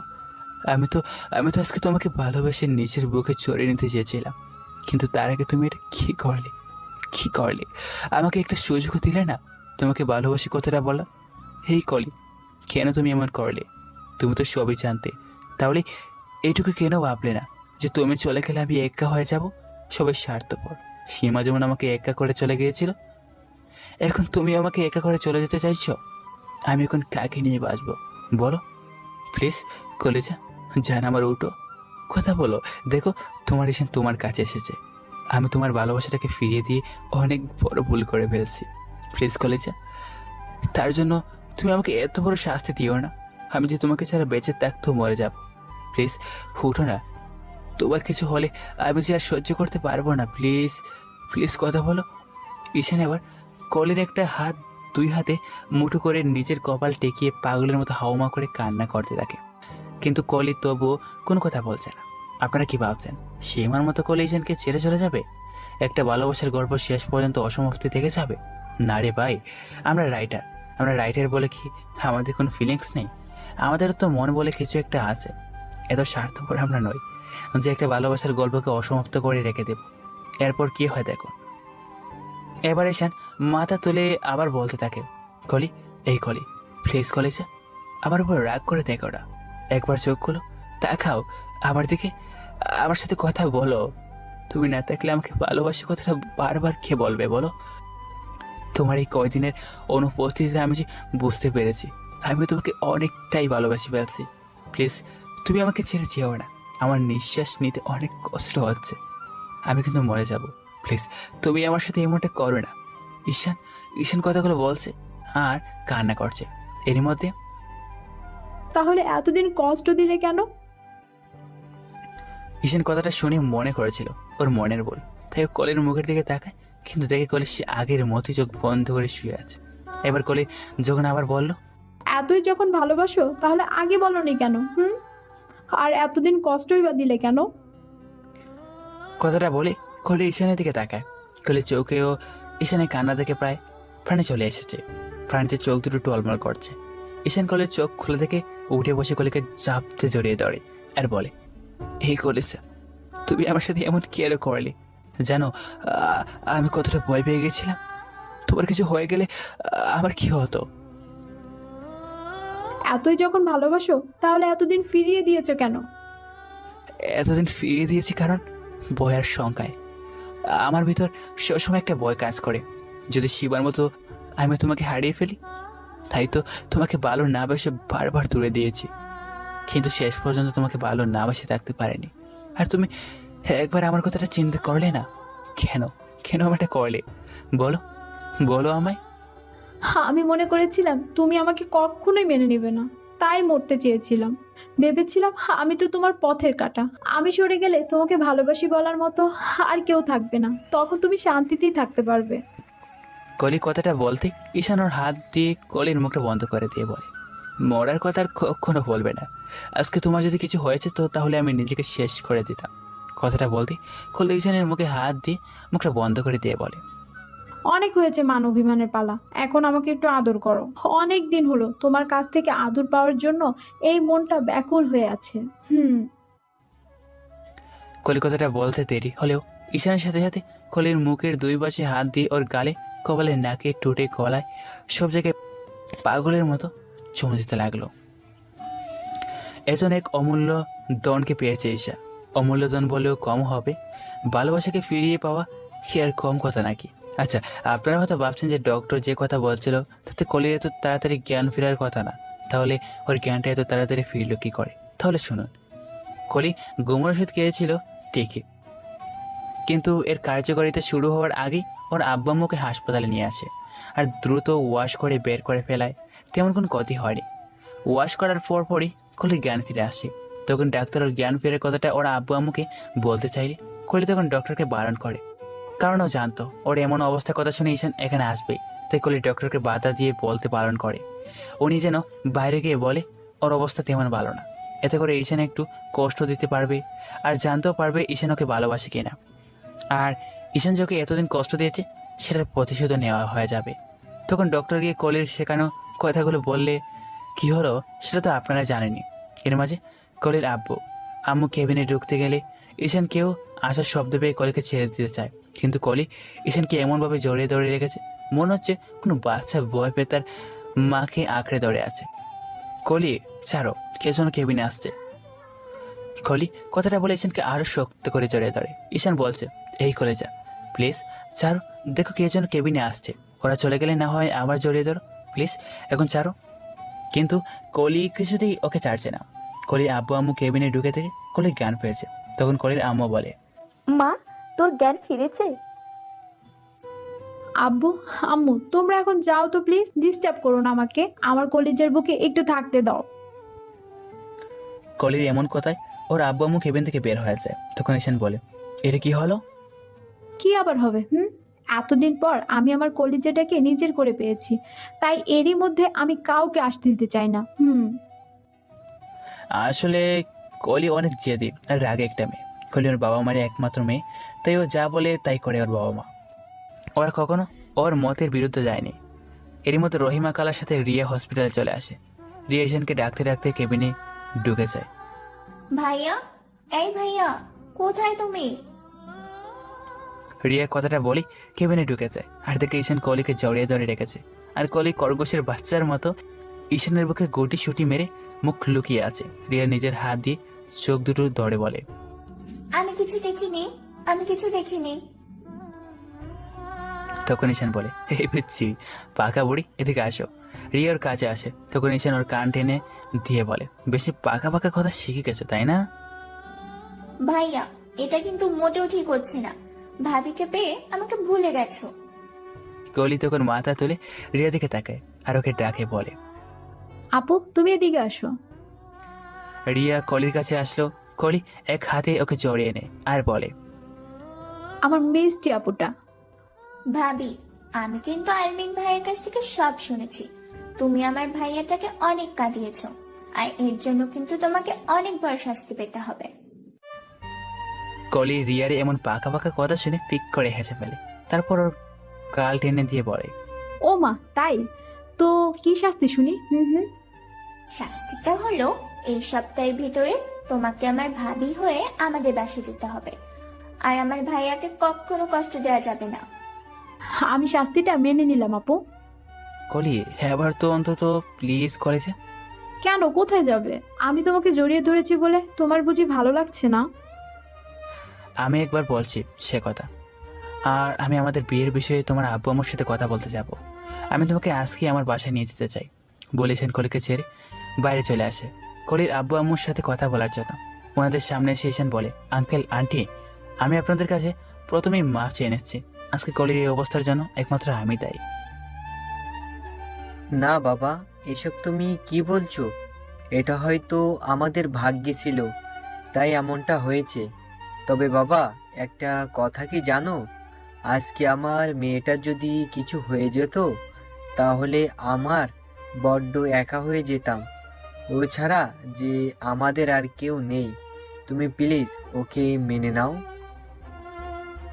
কলির আব্বু হাত জোর করে ঈশানকে কথা বলে। তখন ঈশান বলে, আঙ্কেল আপনার সব কি করছেন?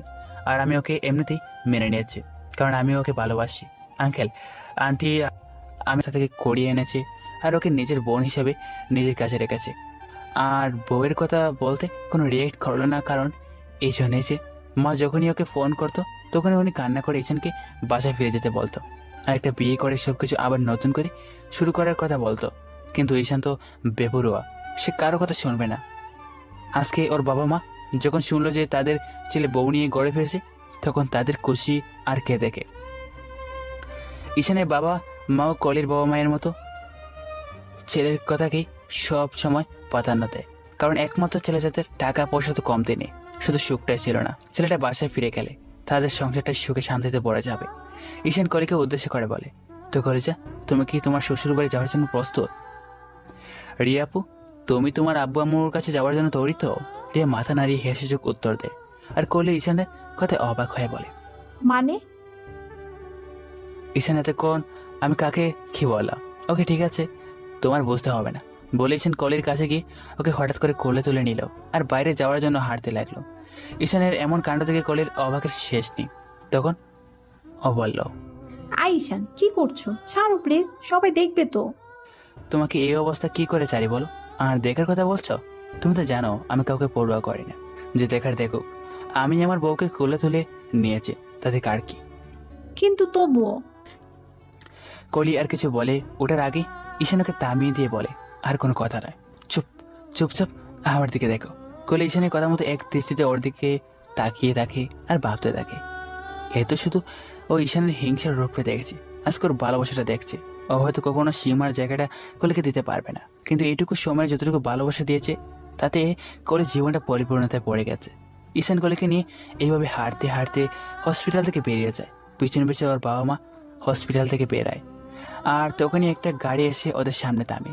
তখন ঈশান বলে, আঙ্কেল আন্টি আপনাদের ফোন দিলে আপনারা সময় মতো চলে যাবেন।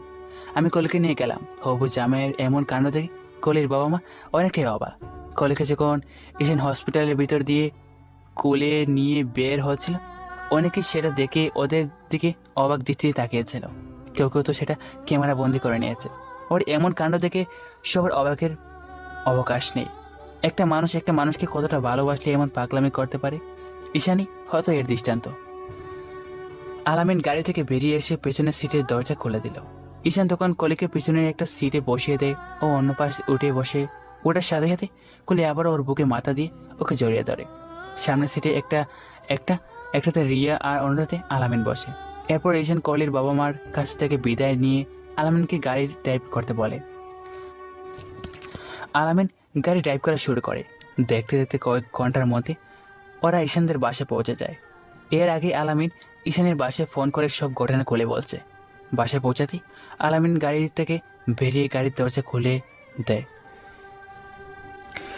ঈশান বেরিয়ে আবার কলিকে গাড়ি থেকে বের করে কোলে তুলে নেয় আর হাঁটতে হাঁটতে বাসার ভেতরে পৌঁছে যায় আর চিৎকার করে ওর মা বাবা ডাকতে থাকে, বাবা মা কোথায় গেলে? তোমরা দেখো তোমার মেয়ে আর বৌমাকে নিয়ে এসেছি। ঈশানের মা বাবা দ্রুত বাইরে আসে আর দেখে ঈশান কলিকে কোলে করে নিয়ে বাড়ির ভিতরে ঢুকছে। ঈশানের মা ওদের কাছে যেতে ঈশান কলিকে ওর কোল থেকে নামিয়ে নেয়। তখন কলি ওর বাবা মাকে সালাম করতে গেলে ঈশানের মা ওকে থামিয়ে দিয়ে জড়িয়ে ধরে বলে, থাক মা, তোমাকে আর সালাম করতে হবে না। আমি জানি তোমার উপর দিয়ে কতটা ধকল গেছে। ঈশান মায়ের কথা মতো কলিকে আবারও কোলে তুলে নিয়ে ওর রুমে চলে যায়। অন্যদিকে ঈশানের বাবা মা রিয়াকে পেয়ে তো খুশিতে আত্মহারা। তাদের খুশি দেখে এই একটা জিনিসই তাদের কমতে ছিল, আর সেটাও হলো একটা মেয়ের। মা রিয়াকে কোলে তুলে নেয়, তারপর ওর সারা মুখে চুমু দিতে থাকে। তখন রিয়া বলে, আঙ্কেল আন্টি ভাইয়া ভাবিকে নিয়ে কোথায় গেল? তখন ঈশানের মা দমকে সুরে রিয়াকে বলে, ঈশান যদি তোমার ভাইয়া হয় তাহলে ভাইয়ার আব্বু আম্মু তোমার কি হয়? হ্যাঁ, আব্বু আম্মু হয়। তখন বাবা রিয়াকে নিজে কোলে নিয়ে বলে, তাহলে তুমি আমাদের আঙ্কেল আন্টি ডাকলে কেন? রিয়া কিছুই বলতে পারে না, শুধু মাথা চুলকায়। এখন থেকে তুমি আমাদের আব্বু আম্মু বলে ডাকবে, ঠিক আছে? ঠিক আছে আব্বু, ঠিক আছে আম্মু। দেখতে দেখতে 1 সপ্তাহ কেটে যায়, আর এই 1 সপ্তাহ কলি অনেকটা সুস্থ হয়ে গেছে। এরই মাঝে ঈশানের বাবা মা ফোন করে কলির বাবা মাকে এখানে ডেকে এনেছে, আর এরই মধ্যে ওদের বিয়ের আয়োজন করে ফেলছে। আজকে ঈশান আর কলির বিয়ে অনেক ধুমধামের মধ্য দিয়ে। বিয়েটা সম্পূর্ণ হলে ঈশানকে ওর বন্ধুরা চা দিয়ে নিয়ে যায়, ওদের সাথে অনেকক্ষণ আড্ডা দিয়ে তারপর ঈশান রুমে যায়, যাওয়ার জন্য পা বাড়ায়। রুমের সামনে এসে দেখে রিয়া রুমের সামনে দাঁড়িয়ে আছে কিছু বাচ্চাদের নিয়ে। তখন ঈশান হাঁটু গেড়ে ওর সামনে বসে বলে, আপু এত রাতে তুমি এখানে কেন? রিয়া তখন গাল ফুলিয়ে বলে, ভাইয়া তুমি কিন্তু ভাবিকে পেয়ে আমাকে ভুলে যেও না। ঈশান রিয়ার কথা শুনে অবাক হয়ে যায়, এটুকু একটা পিচ্ছি মেয়ে বলে কি? তখন ঈশান রিয়ার গালে দুটো টেনে দিয়ে বলে, পিচ্ছি পাকা ভুড়ি তুমি, তুমি তো আমার মিষ্টি আপু, আমি কি তোমাকে কখনো বলতে পারি বলো? হ্যাঁ তুমি ভুলে গেছো, সেজন্যই তো আমাকে আর আগের মতো আদর করো না। কে বলেছে ভুলে গেছি? ভাইয়া তো এতদিন বেঁচে ছিলাম তাই না, সেজন্য ভাইয়া তোমাকে সময় দিতে পারেনি, সরি আপু। আর কে বলেছে আদর করি না? বলে ঈশান রিয়ার মুখে কয়েকটা পাপ্পা দিয়ে আর বলে, আপু যাও, এখন অনেক রাত হয়ে গেছে, কি ঘুমিয়ে পড়ো, আমি তোমার বাবির কাছে যাই কেমন? বলে ঈশান রিয়াকে ছেড়ে দিয়ে উড়ে দাঁড়ায়, আর রিয়া মাথা নাড়ি হেসে উত্তর দিয়ে বলে, চলে যেতে। গিয়ে আবার পেছনে ফিরে দাঁড়িয়ে বলে, ভাইয়া বিড়ালটা কিন্তু ঠিক মতো মেরো। রিয়ার কথা শুনে তো ঈশানের অবাকের সীমা নেই। তখনই ঈশান রিয়াকে বলে, কড়ি ফিরছি পাকা ভুড়ি, দাঁড়াও তোমাকে দেখাচ্ছি মজা। বলে রিয়া থেকে এগিয়ে গেলে রিয়া দৌড়ে সেখান থেকে চলে পালিয়ে যায়। ঈশান তখন আবারও রুমের দরজার সামনে আসে, তারপর অন্য সবার মতো বাসর ঘরের সামনে দাঁড়িয়ে না থেকে সরাসরি বাসর ঘরে ঢুকে যায়। আর আপনারা তো জানেনই ওর সাহসের কোনো কমতি নেই। ঈশানকে ঢুকতে থেকে কলি কার থেকে নেমে আসে, ঈশানের দরজাটা আটকে দিয়ে পেছনে ঘুরে তখনই কলি ওকে পায়ে হাত দিয়ে সালাম করে। ঈশান তখন কলিকে ওর পায়ে থেকে উঠিয়ে নিজের বুকে জড়িয়ে নেয় আর বলে, তোমার জায়গাটা আমার পায়ে নয়, আমার বুকে। সারা জীবন এই বুকে মাথা রাখতে দিবে তো? যতদিন এ দেহে প্রাণ আছে ততদিন সৃষ্টিকর্তা ছাড়া কলিকে কেউ ঈশানের থেকে আলাদা করতে পারবে না। নতুন জীবন শুরু করার আগে দুজন 2 রাকাত নফল নামাজ পড়ে নেয়। দুজনে কেউ আগে রেগুলারলি নামাজ পড়তো না, কিন্তু আজকের এই বিবাহিত বন্ধনে আবদ্ধ হওয়ার পর এই 2 রাকাত নফল নামাজের মধ্য দিয়ে ওরা ওয়াদা করে এখন থেকে রেগুলারলি নামাজ পড়বে। আর শুধু পৃথিবীতেই নয়, জান্নাতের জন্য ওরা দুজন একসাথে থাকতে পারে, সেজন্য আল্লাহর কাছে দোয়া করে। হ্যালো পাঠক পাঠিকা ভাইয়া এবং আবুরা, আপনাদেরকে উদ্দেশ্য করে বলছি, যারা যারা এখনো নামাজ পড়েন না অবশ্যই নামাজ পড়ার চেষ্টা করবেন। আল্লাহ আপনাদের সবাইকে যেন সেই তৌফিক দান করুন, আর আমিও যেন 5 ওয়াক্ত নামাজ জামাতের সহিত আদায় করতে পারি, তাই সবাই আমার জন্য দোয়া করবেন। ঈশান কলিকে কোলে তুলে নিয়ে বিছানায় চলে যায়, তারপর কলিকে শুয়ে দেয়, নিজেও শুয়ে পড়ে। কলি তখন ওর বুকে মাথা রাখে আর বলে, ঈশান, ঈশান, হ্যাঁ বলো, শুনছি তো। তুমি এমন ভাবে শুয়ে পড়লে কেন? তাহলে কি করব? আজকে না আমাদের বাসর রাত, আর বাসর রাতে স্বামী স্ত্রী ভালোবাসায় ভরিয়ে দেয়, তুমি সেটা জানো না? তো ঈশান মজা করে কলিকে কথাগুলো বলে, তো মানে কি? আমাকে আদর করো, তোমার ভালোবাসার চাদরে আমাকে মুড়িয়ে নাও, আজকে আমি তোমার মাঝে হারিয়ে যেতে চাই। কলি কথাটা বলে শেষ করার সাথে সাথে ঈশান ওর টুর দুটোকে আটকে দেয়। আর কিভাবে আটকে দিয়েছে সেটা আর আপনাদের বলতে হবে না, কারণ যারা নিয়মিত গল্প শোনেন তারা অবশ্যই জানেন এখানে কি ধরনের রোমান্টিক সিন হতে পারে।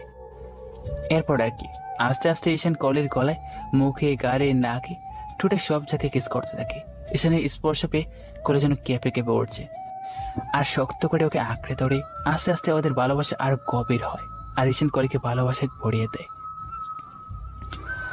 এই যে ভাই এবং আপুরা, এখন আপনারা এখানে 2টা চোখ ফুড়িয়ে কি দেখেন? আরে ভাই, এখনো যাদের শোনার ইচ্ছা তারা বিয়ে করে সব কিছু জেনে নিয়ে।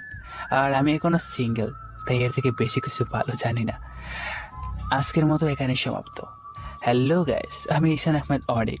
আমার গল্পগুলো যদি আপনাদের ভালো লেগে থাকে তাহলে অবশ্যই কমেন্ট করে জানিয়ে দেবে, আর পরবর্তী গল্প আসা পর্যন্ত অপেক্ষা করবেন। কিন্তু যাবার আগে আপনাদের জন্য 2টি লাইন। ভালোবাসা অদ্ভুত এক অনুভূতি, সারা জীবন আমাদের সাথে থাকবে, কিন্তু যেদিন নিঃশ্বাসটা বন্ধ হয়ে যাবে সেদিন অনুভূতিটাও আর থাকবে না। ধন্যবাদ সবাইকে আমাদের সাথে থাকার জন্য।